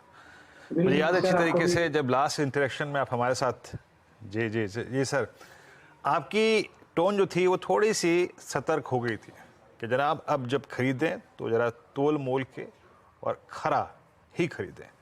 अब वहाँ से एक डाउन साइड और खुल गया सर और आज और कल में वो पैनिक थोड़ा बढ़ा है। हम कुछ बड़े एवरेजेस के आसपास आके ट्रेड करना शुरू हो चुके हैं। यूएस मार्केट में कुछ ब्रेकडाउन्स विजिबल हैं। आपको क्या लगता है, आई मीन जिस तरीके से एफआईएस ने अपने आप को पिछले 10 दिन में 15 दिन में प्लेस्ड किया है, पहले मोटा मोटी आपका अंदाजा क्या लगता है? अभी एक अच्छा खासा डाउन साइड हमारा इंतजार कर रहा है क्या अभी? जी बीरू जी, मुझे लगता है कि जो एक मार्केट एक ऐसे पड़ाव पे पहुंच गया था कि जहां पे उसको और ऊपर जाने के ट्रिगर्स नहीं मिल रहे थे, क्योंकि आप देखिए earning season reasonably as in line था, कोई पॉजिटिव या बड़े नेगेटिव सरप्राइज नहीं थे। दूसरे फॉरेन इन्वेस्टर्स का भी जो फ्लोज है वो रीजनेबल लेवल्स पे था, डोमेस्टिक फ्लोज भी ठीक ठाक थे, तो ऐसा कोई बड़ा ट्रिगर नहीं मिल रहा था मार्केट को। मैंने देखा है कि जब एक अच्छी रैली के बाद, जैसे हमने देखी पिछले 3 महीने में मिड कैप में भी और लार्ज कैप्स में भी, जब मार्केट को एक ट्रिगर्स मिलने बंद हो जाते हैं तो वो थोड़ा प्रॉफिट बुकिंग होती है और स्लाइड बैक करता है 5-8%। तो मुझे लगता है हम उसी जोन से गुजर रहे हैं जहां पे ग्लोबली मार्केट्स करेक्ट हो रहे हैं आफ्टर एक अच्छे रन अप के बाद, और हो सकता है यहाँ से थोड़ा और नीचे करेक्शन हो। पर मैं इंडिया की बात इसमें अलग करना चाहूंगा वीरू जी, क्योंकि मुझे लगता है इंडिया के जो मैक्रो है और ग्लोबल प्रॉब्लम जो है और इंडिया, वो एकदम सेपरेट है इस समय। हमारे जो एडवांटेजेस हैं अब वो ग्लोबल इन्वेस्टर्स भी नोटिस कर रहे हैं। तो मुझे लगता है फ्लोज अच्छे स्ट्रॉन्ग आते रहेंगे। थोड़ा करेक्शन है इंडिया में, प्रॉफिट बुकिंग है, मुझे लगता है कोई बड़ा डीप करेक्शन आएगा यहाँ से। फ्रेंकली मुझे लगता है लॉन्ग टर्म इन्वेस्टर्स को फिर से बाजार एक अच्छा मौका दे रहा है वापस पोर्टफोलियो में एलोकेशंस रीसेट करने का, बढ़ाने का। तो मुझे नहीं लगता किसी को डरना चाहिए। थोड़ा करेक्शन है भी तो उसका एज एन अपॉर्चुनिटी यूज करना चाहिए। ये जो अभय जी आपने अपॉर्चुनिटी शब्द का इस्तेमाल किया, इसमें कोई राय नहीं कि जब आप इस शब्द का इस्तेमाल करते हैं तो आप इसको डिफाइन भी कर पाएंगे। मतलब क्या जो कि ओवरबॉट हो गया था, क्या जो कि आज से 20 दिन पहले तर्कसंगत नहीं रहा था, आपके मुताबिक तर्कसंगत है? मतलब आप भी जब अपना फंड लेके बैठे थे, जो चीज़ आपको अनचेजेबल लग रही थी अब वो अनचेजेबल लग रही है, मतलब चेजेबल लग रही है। उसके 2 उदाहरण देंगे आप अभय जी? जी जी जी वीरू जी, इसमें एक पहले मैं डिस्क्लेमर दे देता हूँ कि कोई भी अगर मैं स्टॉक्स की बात करूँ तो वो एज्यूम करना चाहिए कि मेरी बाय रिकमेंडेशन नहीं है, और वो स्टॉक्स हमारे पोर्टफोलियो में होने की बहुत गुंजाइश है। मतलब ये एज्यूम कर लेना चाहिए कि है हमारे पास। तो एक सेक्टर की बात करूं तो मुझे लग रहा था कि बैंकिंग फाइनेंशियल सर्विसेज है, ये थोड़ा ओवरऑन हो गया है लार्ज कैप्स में। दूसरी तरफ आईटी सर्विसेज कंपनीज भी ओवरऑन थी इंडेक्सेस म्यूचुअल फंड्स की वजह से। तो ये थोड़े ओवरऑन अभी भी मुझे लगता है। तो मुझे लगता है कि इन स्टॉक से, इन सेक्टर से इन्वेस्टर्स को थोड़ा अभी भी दूर रहना चाहिए। मौका मिलेगा आपको वापस आने का। पर जो मिड कैप और स्मॉल कैप स्पेस है वीरू जी, जो हम काफी गौर से देखते हैं, उसमें मुझे लगता है अभी भी बहुत अपॉर्चुनिटीज हैं, सेक्टर्स हैं, छोटे बैंक्स हैं, छोटी एनबीएफसीज हैं, माइक्रो फाइनेंस कंपनीज हैं जो बहुत अच्छा काम कर रहे हैं, अर्निंग्स ग्रो कर रहे हैं, अपना उन्होंने एनपीएज पे कंट्रोल किया हुआ है, बेटर क्रेडिट स्टैंडर्ड से टेक्नोलॉजी यूज कर रहे हैं। तो मुझे लगता है कि बैंकिंग फाइनेंशियल सर्विसेज में काफी एक अपॉर्चुनिटी है छोटे और मीडियम साइज बैंक्स और फाइनेंशियल सर्विसेज कंपनीज में, बड़े बैंक से नजर हटा के। और दूसरी तरफ मुझे लगता है फार्मा सेक्टर जो है ये एक इसके रिजल्ट्स ने मुझे थोड़ा पॉजिटिवली सरप्राइज किया है। अब की बार कमेंट्री भी अच्छी है। जो लार्ज कैप फार्मा की मैं बात करूं, कंपनी जैसे दिवीज, रेड्डीज, लुपिन, इन सब में एक पॉजिटिवनेस आई है क्योंकि रॉ मटेरियल प्राइसेस कम हुए हैं, फ्रेट कॉस्ट कम हुई है, प्राइसिंग एनवायरनमेंट इंप्रूव हुआ है, और इन सब कंपनीज ने अब सीख लिया है कि यूएस एफडीए से और रेगुलेटरी कंट्रोल से कैसे मैनेज करना है। मतलब अब ये सीख गए हैं कि एक ग्लोबल स्टैंडर्ड से आपको काम करना पड़ेगा क्वालिटी के, कि आप ग्लोबल मार्केट में बेच पाए। तो ये large cap pharma, small banks, ये दो मेरे को अच्छे स्पेस लग रहे हैं। और जो अभी भी मुझे लग रहा है ओवर ओन्ड है वो है लार्ज कैप आईटी और लार्ज बैंक्स वीरू जी। ओके, चलिए, तो आपने एक अच्छी खासी लिस्ट का जिक्र किया है भाई जी यहाँ पे। अच्छा जी, अभय जी, मैं आपसे कुछ सेक्टर्स, कुछ स्पेस, कुछ आई थिंक बिजनेस हाउसेस के बारे में बात करना चाहूँगा। एक फंड ने बहुत स्ट्रॉन्ग कन्विक्शन शो किया अदानी ग्रुप के स्टॉक्स में, चाहे वो उनके पावर स्टॉक्स हों, उनके पोर्ट स्टॉक्स हों, और सभी अगर आप देखिए उनके क्या कहते हैं सीमेंट स्टॉक्स में एक सब्सटेंशियल मूव आया उसके बाद। आपका क्या कंस्ट्रक्टिव व्यू है इस वक्त अदानी ग्रुप के स्टॉक्स में, और अगर हाँ, और अगर आपको रेगुलेशन अलाउ करते हो या फिर आपके पोर्टफोलियो में हो, तो वो स्टॉक्स क्या हैं? जी, मैं स्टॉक स्पेसिफिक मैं नहीं बोलना चाहूंगा क्योंकि हमारे पोर्टफोलियो में है नहीं कोई अडानी ग्रुप स्टॉक्स। पर मैं एक, जैसे आपने सवाल पूछा तो मैं नजरिया आपको एज अ फंड मैनेजर ये बोलना चाहूंगा कि देखिए, जो एलिगेशंस, जो ये प्रॉब्लम यहाँ से स्टार्ट हुई हिंडनबर्ग के रिपोर्ट से, वो एलिगेशन सबने स्टडी किए, पर एक अच्छी बात उस टाइम ये हुई कि कोई भी क्रेडिटर जो था ग्रुप का, वो कोई क्रेडिटर पीछे नहीं हटा। तो एक वो जो क्रेडिट प्रॉब्लम हो सकती थी वो नहीं हुई पूरे अडानी ग्रुप के लिए। तो फिर बाकी बचा मामला कि आपके जो स्टॉक्स हैं वो बहुत महंगे हैं, अब वो तो मार्केट के ऊपर डिपेंडेंट है। और अगर उस प्राइस करेक्शन के बाद कोई बायर है तो इसमें कोई जजमेंट कॉल किसी को लेने में कोई प्रॉब्लम नहीं होनी चाहिए कि अगर मेरा स्टॉक है वो कोई खरीदने को तैयार है तो ये तो अच्छी बात है। और अगर मैं एक ऐसा ग्रुप चला रहा हूँ जो पूरे देश के जीडीपी को कंट्रीब्यूट कर रहा है और मुझे मेरे बड़े प्रोजेक्ट्स कंप्लीट करने के लिए बैंक से और इक्विटी कैपिटल मार्केट से पैसा मिल रहा है, तो उसमें किसी को क्या शिकायत होगी। तो इस लेवल पे मैं यही कहना चाहूंगा वीरू जी कि ये एलिगेशंस जो है मैंने भी पढ़े, वो लगते रहते हैं, बड़े ग्रुप्स पे लगते रहते हैं हमेशा। पर अगर एक इंडिपेंडेंट एंटिटी सेबी जैसा अपना खुद का वो कर रहे हैं इंडिपेंडेंट रिव्यू, और उन्होंने समय मांगा है सुप्रीम कोर्ट से, तो उनको समय दे देना चाहिए। मुझे नहीं लगता कि इसमें कोई इन्वेस्टर को ये कंक्लूजन बना लेना चाहिए कि सब या तो एकदम खराब है या सब बहुत ही अच्छा है, और वेट करना चाहिए फैक्ट्स को इमर्ज होने दे। एलिगेशंस तो हमेशा रहते ही है, पर फैक्ट्स क्या है वो आए मार्केट में, वो ज्यादा जरूरी है। अब आई एम नॉट श्योर आप इस पर सीधे टिप्पणी करेंगे या नहीं। जियो फाइनेंशियल सर्विसेज की लिस्टिंग होगी मंडे को 21 अगस्त को। इसके सामने अब सब लोग यही सोच रहे हैं कि कंपटीशन कैसा होगा, एक इसके बिजनेस को कितना इनफैक्ट आप कह सकते हैं खा सकते हैं या फिर कितना बड़ा चैलेंज कर सकते हैं। तो इमीडिएट पेयर तो ऑफ कोर्स बजाज फाइनेंस है, साथ ही साथ फिर पेमेंट बिजनेस में पेटीएम जैसी कंपनी है, इंश्योरेंस बिजनेस में सब लोग देखना चाहेंगे कि अगर ये डिजिटली बिजनेस को और स्केल करेंगे तो कितनी बड़ी टक्कर ये पीवी फिनटेक जैसे प्लेयर्स को देंगे। इन न्यू एज कंपनियों में क्या आपको लग रहा है कितना बड़ा चैलेंज के तौर पर Jio financial services as an entity दिखाई दे सकती है, और क्या उस लिहाज से फिर फंड्स की भी थोड़ी बहुत रीशफलिंग होती हुई दिखाई देगी? इन न्यू एज से निकलकर जियो की तरफ शायद कुछ लोग जाएंगे, क्या आप उस पर विचार करेंगे? मैं पर्सनली बहुत एक्साइटेड हूँ जियो फाइनेंस की लिस्टिंग के लिए। हम वेट कर रहे हैं as a fund to get an opportunity कि हमें भी एक मौका मिले at the right price, right valuation. वो देखना पड़ेगा किस वैल्यूएशन पे लिस्ट होता है और वो हमारे वैल्यूएशन मॉडल में फिट होता है कि नहीं। पर उसके अलावा मुझे लगता है ये बहुत अच्छा एक डेवलपमेंट है हर्षदा जी की, ये इतनी बड़ी कंपनी लिस्ट हो रही है इतने बड़े ग्रुप की, क्योंकि इंडिया में अगर जीडीपी ग्रोथ होगा तो उसके लिए हमको बड़े प्लेटफॉर्म चाहिए। एक बजाज फाइनेंस या एक एचडीबी फाइनेंशियल काफी नहीं है क्रेडिट डिमांड को सपोर्ट कर पाने के लिए, जो आता है काफी अनसिक्योर्ड लेवल से भी, और जो बैंक्स भी नहीं हैंडल कर पाते हैं। तो एक आपको बैलेंस शीट स्ट्रेंथ खुद की बहुत चाहिए। आप हर बार एक पीबी एक बाकी जो एग्रीगेटर्स हैं जैसे जिनका आपने नाम लिया, उनकी खुद की बैलेंस शीट स्ट्रेंथ नहीं है, वो एक तरफ से लेंड करते हैं दूसरी तरफ से बोरो करते हैं।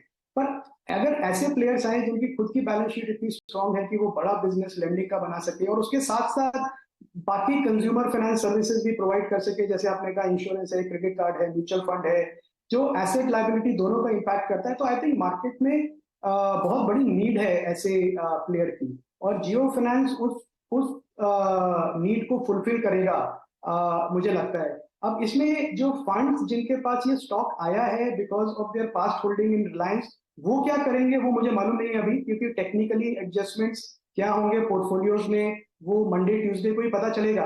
पर ओवरऑल हर्षदा बड़ा एक्साइटिंग डेवलपमेंट है, इन्वेस्टर्स को मौका मिलेगा एक और बड़ी कंपनी में, फाइनेंशियल सर्विसेज कंपनी में पार्टिसिपेट करने का। हाँ, ये एक बड़ा प्ले आता हुआ दिखाई देगा, और देखना यही है कि ये एक चैलेंजर के तौर पर जब खड़ा होगा तो बाकी जो इसका पीयर सेट है अलग अलग बिजनेसेस में, उन पर क्या इम्पैक्ट आता है, वहाँ पर फ्लोज पर क्या इम्पैक्ट आता है। अच्छा, वेरी क्विकली, ऑटो कंपनियों में इस घंटे एटलीस्ट कुछ तेजी की पोजीशंस लौटना शुरू हुई हैं, चाहे वो आयशर हो, मारुति हो, एस्कॉर्ट्स पिछले 2 ट्रेडिंग सेशन से अच्छे गेन्स दिखाने में कामयाब रहा है। अब है बिक्री के आंकड़े हमने देखे, नतीजे देख लिए, क्या पोजीशनिंग है इस समय ऑटो में आपकी? जी, ऑटो में अभी पोर्टफोलियो में कुछ भी नहीं है, क्योंकि मुझे लगता है जो आसान पैसा बनना था ऑटो सेक्टर में वो बन चुका है। हमने काफी रनअप देखा, टाटा मोटर्स लीडिंग प्लेयर है, मुझे नहीं लगता उसमें कोई करेक्शन आएगा, मुझे लगता है नंबर्स इंप्रूव होंगे क्योंकि ये साइक्लिकल इंडस्ट्रीज है। 5 साल का इन्होंने एक डाउनटर्न देखा था और अब एक अपसाइकिल देख रहे हैं। Commercial vehicles, 4 wheelers, agro vehicles, तो ये सारा स्पेस, ये सारी कंपनीज अच्छा करेंगी और इनके साथ साथ इनके एंसिलरीज भी अच्छा करेंगे हर्षदा। और हम भी देख रहे हैं मौका कहाँ पे इन्वेस्टमेंट का मिले एक अच्छे वैल्यूएशन पे जो हमको हमारा डिजायर्ड रिटर्न दे। 2 व्हीलर स्पेस पे मैं इतना पॉजिटिव नहीं हूँ क्योंकि मुझे लगता है बहुत कॉम्पिटिटिव है, पूरी ट्रांजिशन कर रही है इंडस्ट्री ईवी की तरफ, और अभी कौन क्लियर लीडर है वो भी अभी क्लियर नहीं है। तो 2 व्हीलर में अभी मुझे थोड़ा डाउट है, पर 4 व्हीलर और कमर्शियल व्हीकल एक बहुत ही अट्रैक्टिव स्पेस है हर्षदा मेरे हिसाब से। बहुत बहुत शुक्रिया अभय हमारे लिए समय निकालने के लिए। It's always a pleasure speaking to you. Have a great weekend sir. Thank you. तो जियो फाइनेंशियल सर्विसेज को लेकर अभय ने जो राय रखी कि मार्केट और वो खुद काफ़ी एक्साइटेड है, और उसी एक्साइटमेंट को दरअसल आज रिलायंस इंडस्ट्रीज के स्टॉक के जरिए मार्केट दिखा भी रहा है, दर्शा भी रहा है। RIL 2558 के लेवल्स पर 0.82% के गेन्स यहाँ पर कायम है। चलिए अब 19312 के आसपास निफ्टी आता हुआ, तो जो पूरा जोश देखने को मिला था 19373 तक पहुंचे थे वीरू, और उसके बाद हम देख रहे थोड़ा सा कूल ऑफ, लेकिन 300 के आसपास अगर समाप्ति हो जाए तब भी हम फेयर ग्राउंड पर होंगे। बिल्कुल, देखिए आज तक बिल्कुल सही कहा आपने, ये एटलीस्ट एक ठीक ठाक क्लोज है। मतलब क्या है कि अब यहाँ पे शॉर्ट जाने की गुंजाइश नहीं थी। जैसे जब रिलायंस आया, देखिए रिलायंस की फोर्स के अगेंस्ट मैं शॉर्ट जाऊं तर्कसंगत तब भी नहीं था ये, but only with Reliance Nifty को बाय करना जब निफ्टी आई थी आपका 450 अंक नीचे है, वो गलत था, वो गलत था। तो इसीलिए बेटर था, मैंने राजेश जी से पूछा कि जनाब आपको रिलायंस ने तो रिलायंस लीजिए, और निफ्टी को हमने छोड़ दिया। इस क्लोज में आज का लो है Harshada exactly 50 day exponential moving average, और क्योंकि 21 तारीख को जब हम लौटेंगे ट्रेड कर रहे होंगे, जियो फाइनेंशियल्स की लिस्टिंग होनी है, मैं यहाँ पे शॉर्ट नहीं कैरी करूँगा, मैं यहाँ पे जाना चाहूँगा न्यूट्रल।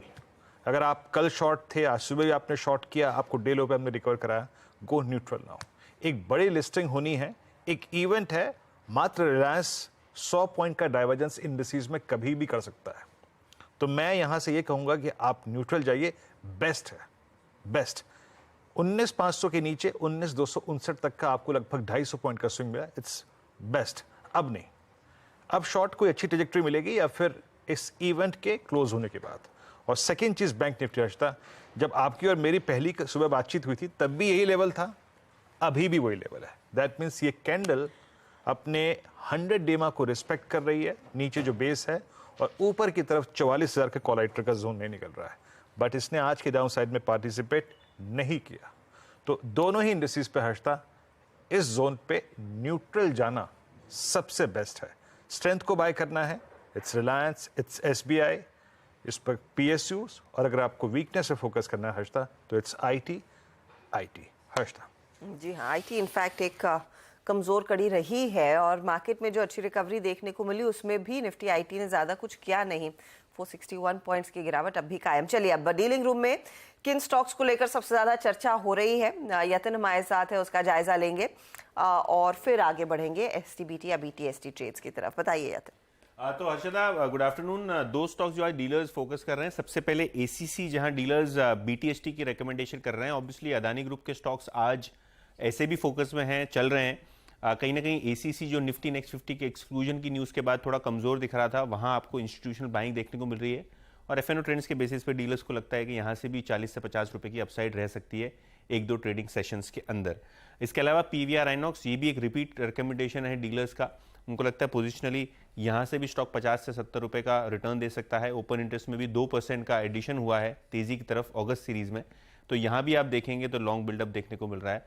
तो कहीं ना कहीं PVR INOX और ACC, ये दो स्टॉक आइडियाज जो है डीलर्स आज अपने क्लाइंट्स के साथ डिस्कस कर रहे हैं।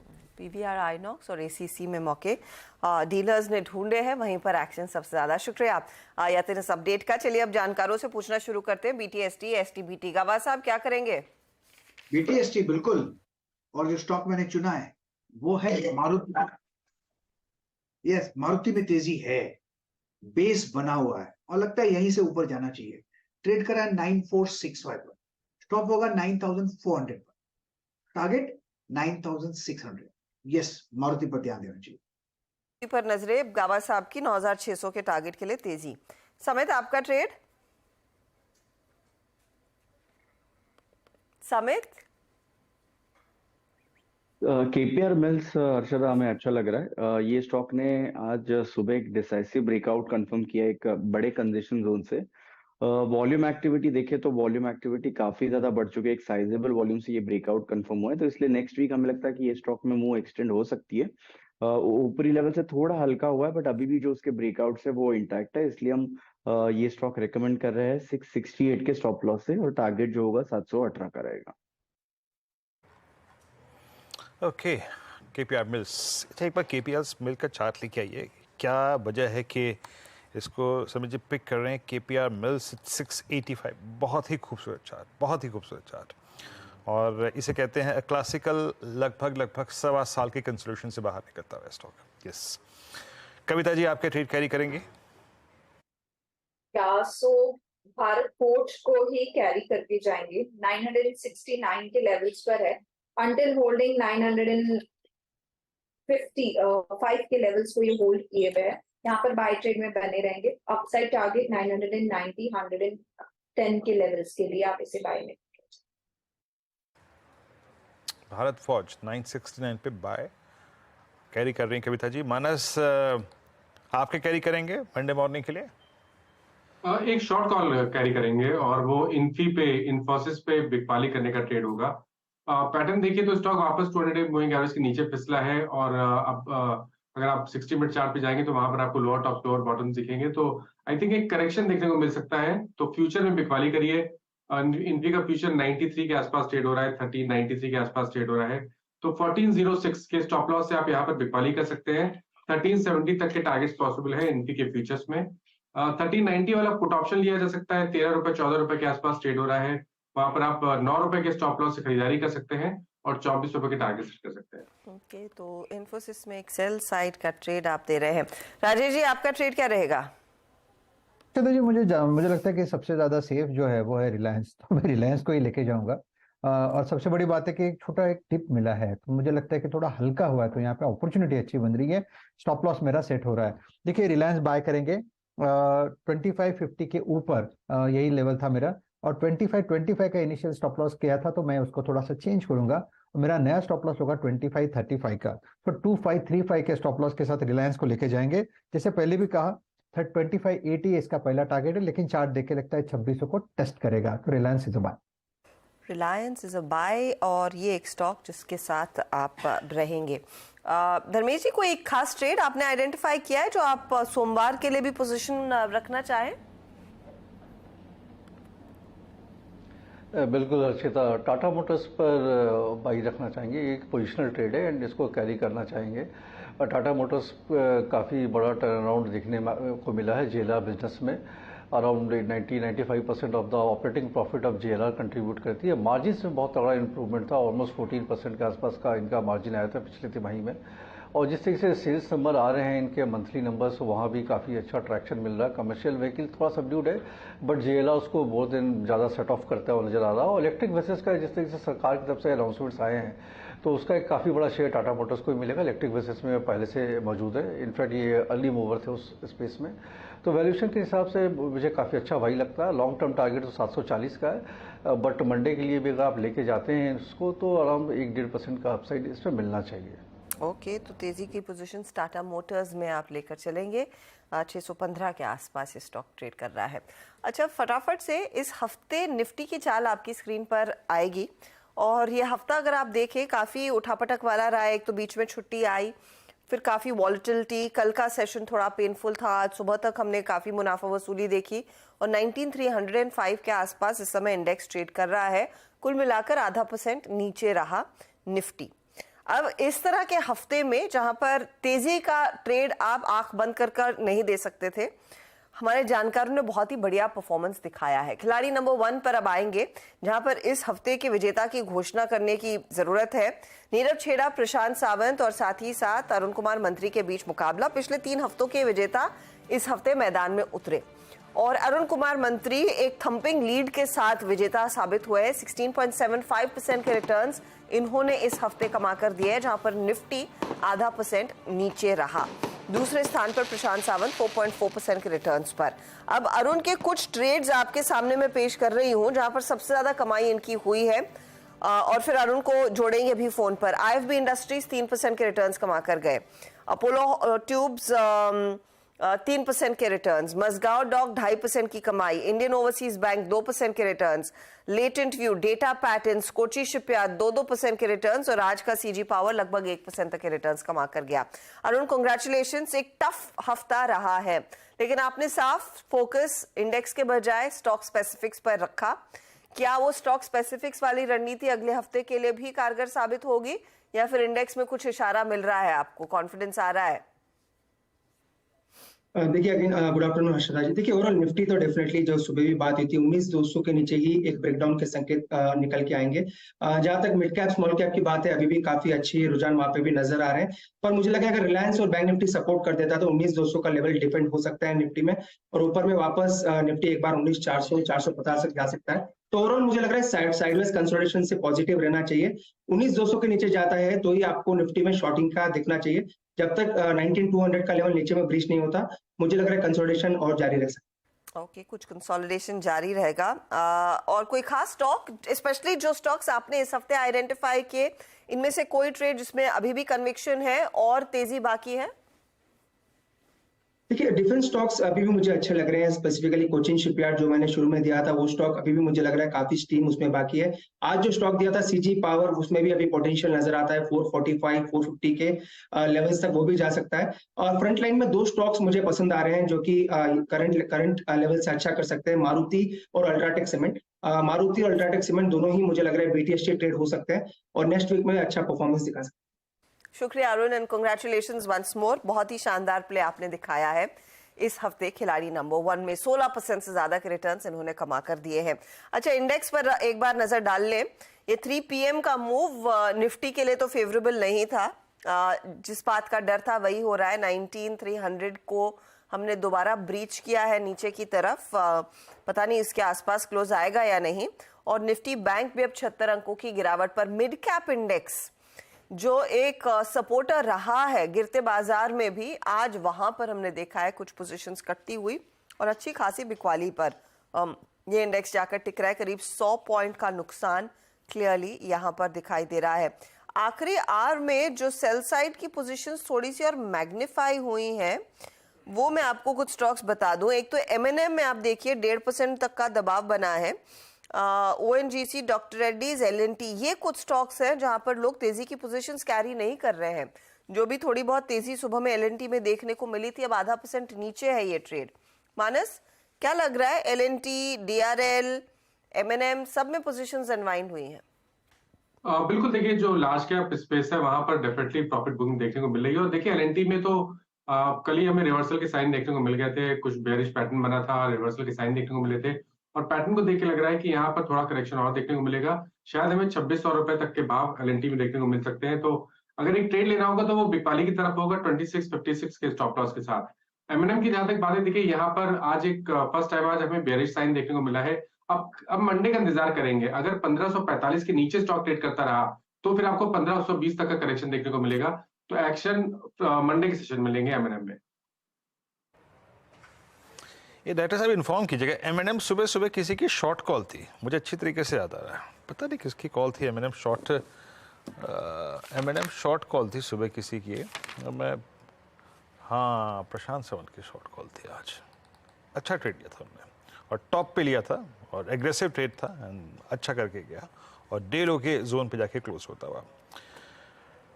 और कुछ काउंटर्स जो कि आज बड़ी गंभीर अवस्था में क्लोज हो रहे हैं। यूनाइटेड ब्रेवरीज, जिसे कहते हैं ना बोतल उल्टी हो गई आज, खुला बहुत स्ट्रांग था, उसके बाद और स्पाइक लिया, 1580 का जोन लगाया और 1517 पे classical candle reversal. Rajesh ji क्या हो गया ये?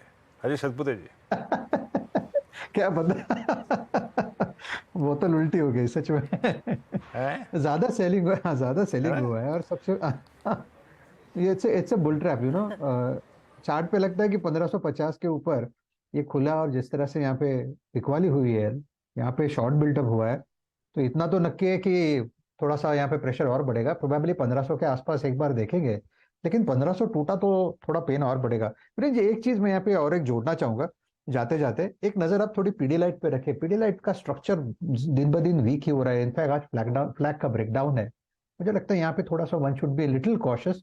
प्रोबेबली ये 2440 और 2400 का टारगेट अनफोल्ड करे तो एक थोड़ा सा एक आप अलर्ट समझ के यहाँ पे ले लीजिए। तो पीडीलाइट पे थोड़ा व्यू निगेटिव हो रहा है।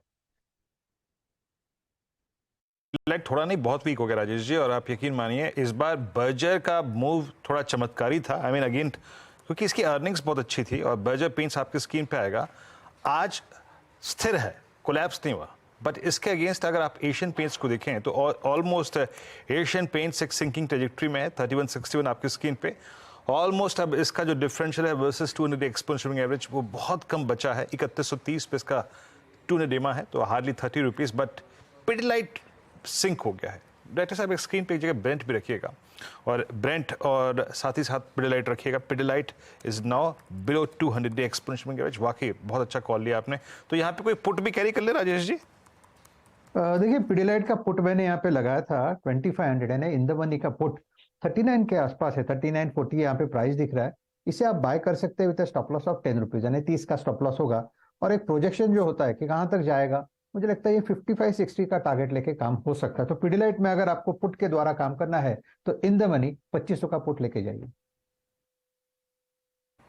2500 का पुट लेके जाइए। और जरा मैं कुछ देर के लिए अगर इस चार्ट को वीकली पे कन्वर्ट कर दूं तो यहाँ पर यस, पिडीलाइट की एक रीत रही है वीकली चार्ट्स पे ये अपने 50 डेमा को, 50 वीक एक्सपोनेंशियल एवरेज को बहुत रिस्पेक्ट देता है।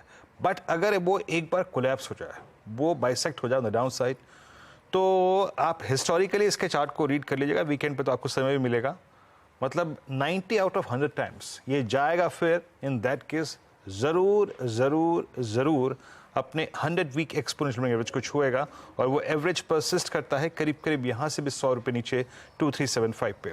और कुछ काउंटर जो कि आज सिंक हुए, रियल स्टेट एंसिलरी स्पेस में आज एस्ट्रल थोड़ा सा बैकफुट पे आया आपकी स्क्रीन पे, ये भी डेलो की तरफ आके ट्रेड करता हुआ। और ल्यूपिन फार्मा स्पेस से, आईटी स्पेस से बिरला सॉफ्ट जिसने बहुत स्ट्रॉन्ग मूव दिया था वो भी कोलैप्स हुआ। डिफेंस स्पेस से आज बीएल खिसका नीचे की तरफ, और एचएल ये भी बैकफुट पे आया। एचएल ने अपने 20 डे एक्सपोनेंशियल एवरेज वॉलेट किया। और जैसे कि मैं कह रहा था कि बोतल उल्टी हुई, आज यूबीएल डे लो पर। हश्ता क्या था ये, सुबह सुबह सूला ने एनवायरनमेंट अच्छा किया, यूएसएल चला, यूबीएल चला, लेकिन शाम तक आते आते वो सावन की भावनाएं हावी हो गई, सारे बैकफुट।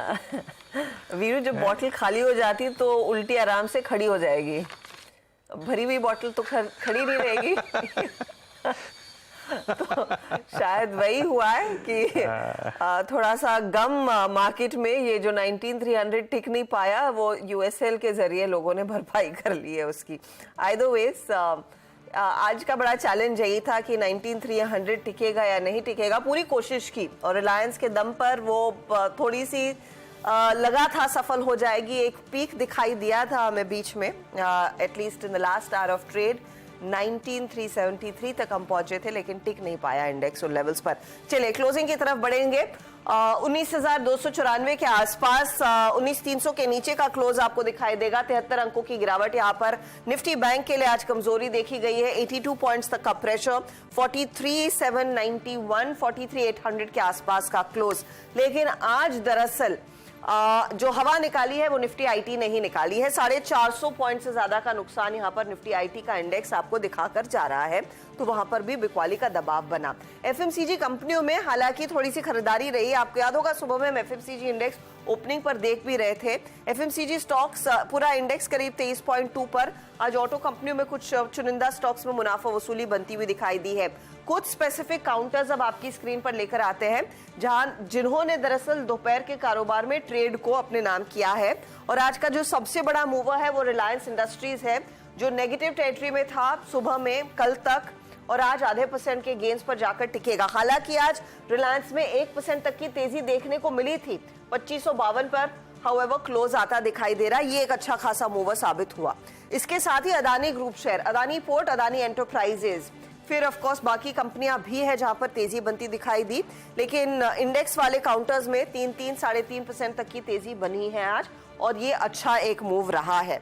अब टेक्नोलॉजी में जो वीकनेस आई है उसमें इन्फोसिस, उसमें टीसीएस, उसमें आपका टेक महिंद्रा, एलटीआई, माइंट्री, सारे स्टॉक्स आप जोड़कर देखेंगे तो 1-1.5% तक की कम से कम बिकवाली रही। लेकिन टीसीएस सबसे ज्यादा टूटा है, करीब 2% तक का मार यहां पर आती हुई दिखाई दी, और इसका कुछ असर फिर मिड कैप आईटी पर भी बनता हुआ दिखाई दिया था। जीएमएम फॉडलर में हमने देखा कि फॉडलर इंक ने आज ब्लॉक में करीब 13% तक की हिस्सेदारी बेची। वो स्टॉक 1.5% नीचे जाकर टिकता हुआ दिखाई दे रहा है।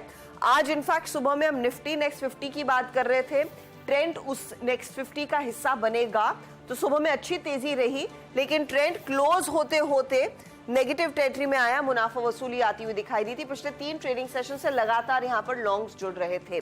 आज की क्लोज कैसी दिख रही है वो आपको हीट मैप में अब पेश करके दिखाते हैं। तो 19300 के नीचे की क्लोज आई है, 19282 पर इंडेक्स जाकर टिका है। Hero MotoCorp, Coal India, Tech Mahindra, TCS, Hindalco, ONGC, Infosys ये लूजर्स रहे हैं आज। फार्मा कंपनियों में सन फार्मा, डॉक्टर रेड्डीज में कुछ पोजीशंस अनवाइंड होती हुई दिखाई दी। आज बैंकों का साथ इतना ज्यादा नहीं मिला। कोटक 1% नीचे, एचडीएफसी बैंक में दबाव रहा। एसबीआई कोशिश कर रहा था पॉजिटिव टेरिटरी में आने की, लेकिन वहां पर एक फ्लैट क्लोज देखा गया है। आईसीआईसीआई बैंक में भी हमने देखा क्लोजिंग तक करीब 0.28% तक का दबाव देखने को मिला। तेजी कहां रही? अदानी ग्रुप शेयरों में, रिलायंस इंडस्ट्रीज में, एफएमसीजी साइड पर एचयूएल, ब्रिटानिया जैसे स्टॉक्स में, नेस्ले में कुछ खरीदारी आई। लेकिन आईटीसी फ्लैट क्लोज दिखा रहा है। आईटीसी में कल की तुलना में आज थोड़ा सा बेहतर कारोबार था, लेकिन एक सपाट क्लोज बनता हुआ दिखाई दिया। मारुति और टाटा मोटर्स में कुछ खरीदारी के अंश, और हाँ, आयशर मोटर्स में तेजी देखने को मिली है। तो ये है आज की क्लोज, 82 पॉइंट्स नीचे निफ्टी। ओवर द वीक अगर हो सके तो दिखाइएगा कुछ स्टॉक्स। चलिए ओवर द वीक इंडेक्स का हाल आपकी स्क्रीन पर। निफ्टी बैंक 1% नीचे, सेंसेक्स 0.5% नीचे, एंड 0.75% तक की गिरावट देखने को मिल रही है निफ्टी 50 में। तो ये इंडेक्स का हाल था। मिड कैप्स में आज जाकर हमने देखा है नेगेटिव हाल रहा, वरना स्थिति काफी बेहतर थी। इसीलिए हम 0.18% तक की ही गिरावट देख रहे हैं। हो सके तो स्टॉक्स दिखा दीजिएगा जहां पर सबसे ज्यादा एक्शन बनता दिखाई दिया। मेरे ख्याल में वीकली गेनर्स में अदानी ग्रुप में पोर्ट और आपका एंटरप्राइजेस जरूर है, लेकिन बीएफ यूटिलिटीज, जेके बैंक जैसे काउंटर्स, जैकॉब जैसे काउंटर्स, ये कुछ आए हैं जहां पर तेजी बनी है। लेकिन over the week HUL, Adani port, Adani enterprises जैसे काउंटर्स, टाटा कंज्यूमर जैसे काउंटर्स रहे हैं जहां पर कुछ तेजी की पोजीशन साफ देखने को मिली। तो ये इनफैक्ट ओवरऑल हफ्ते का हाल था तेजी की तरफ। मंदी की तरफ Hindalco, Tata steel, JSW steel, UPL जैसे ट्रेड्स थे, जहां पर इस हफ्ते हमने देखा है 3.5 से 4% और कुछ स्टॉक्स में तो 5% तक का नुकसान देखने को मिला। लेकिन लकीली एडजस्टेड क्लोज जो है 19,310 पर आ रहा है। सीधा सौदा का अपडेट आपकी स्क्रीन पर फटाफट से अब लेकर आते हैं आशीष और नीरज के बीच का जो मुकाबला रहा आज। और यहां पर आप ध्यान दें, यथार्थ हॉस्पिटल मैनेजमेंट से भी हम बात कर रहे थे, 9% ऊपर भागा हुआ स्टॉक। सिनेलाइन इंडिया तेजी में, पेज और एचडीएफसी एएमसी मंदी वाले काउंटर्स थे क्योंकि निफ्टी नेक्स्ट 50 से बाहर होंगे ये। नीरज के top performers TRF, south India bank, Finolex cable और जॉनसन हिताची था सेल साइड की तरफ। तो ये कुछ स्टॉक्स जहां पर सबसे ज्यादा एक्शन देखने को मिला। लेकिन Veeru, all's well that ends well, और स्पेशली जब निफ्टी 19,310 पर एक क्लोज दिखाए। ये हश्ता वो लग रहा था मुझे, जो एवरेज प्राइस था ना उसमें कि करीब 310, 315 के आसपास क्लोज आया, 310 के आसपास आया। फिर भी ये हफ्ता छोटा था, फिर भी बुरा है और अगला तो पूरा है। तो अगले हफ्ते 5 के 5 दिन होगा कारोबार। क्या समीकरण और क्या संकेत हैं और एक बड़ी लिस्टिंग कर रही है सोमवार को, आपका इंतजार। तो पूरा पैनल, हर्षता, मैं, नीरज जी, आशीष और साथ ही साथ अनुज, सुबह 6:57 पे मॉर्निंग कॉल और फिर उसके बाद 7:57 पे मुनाफे की तैयारी लेके होंगे हाजिर। तब तक के लिए नमस्कार and have a nice weekend.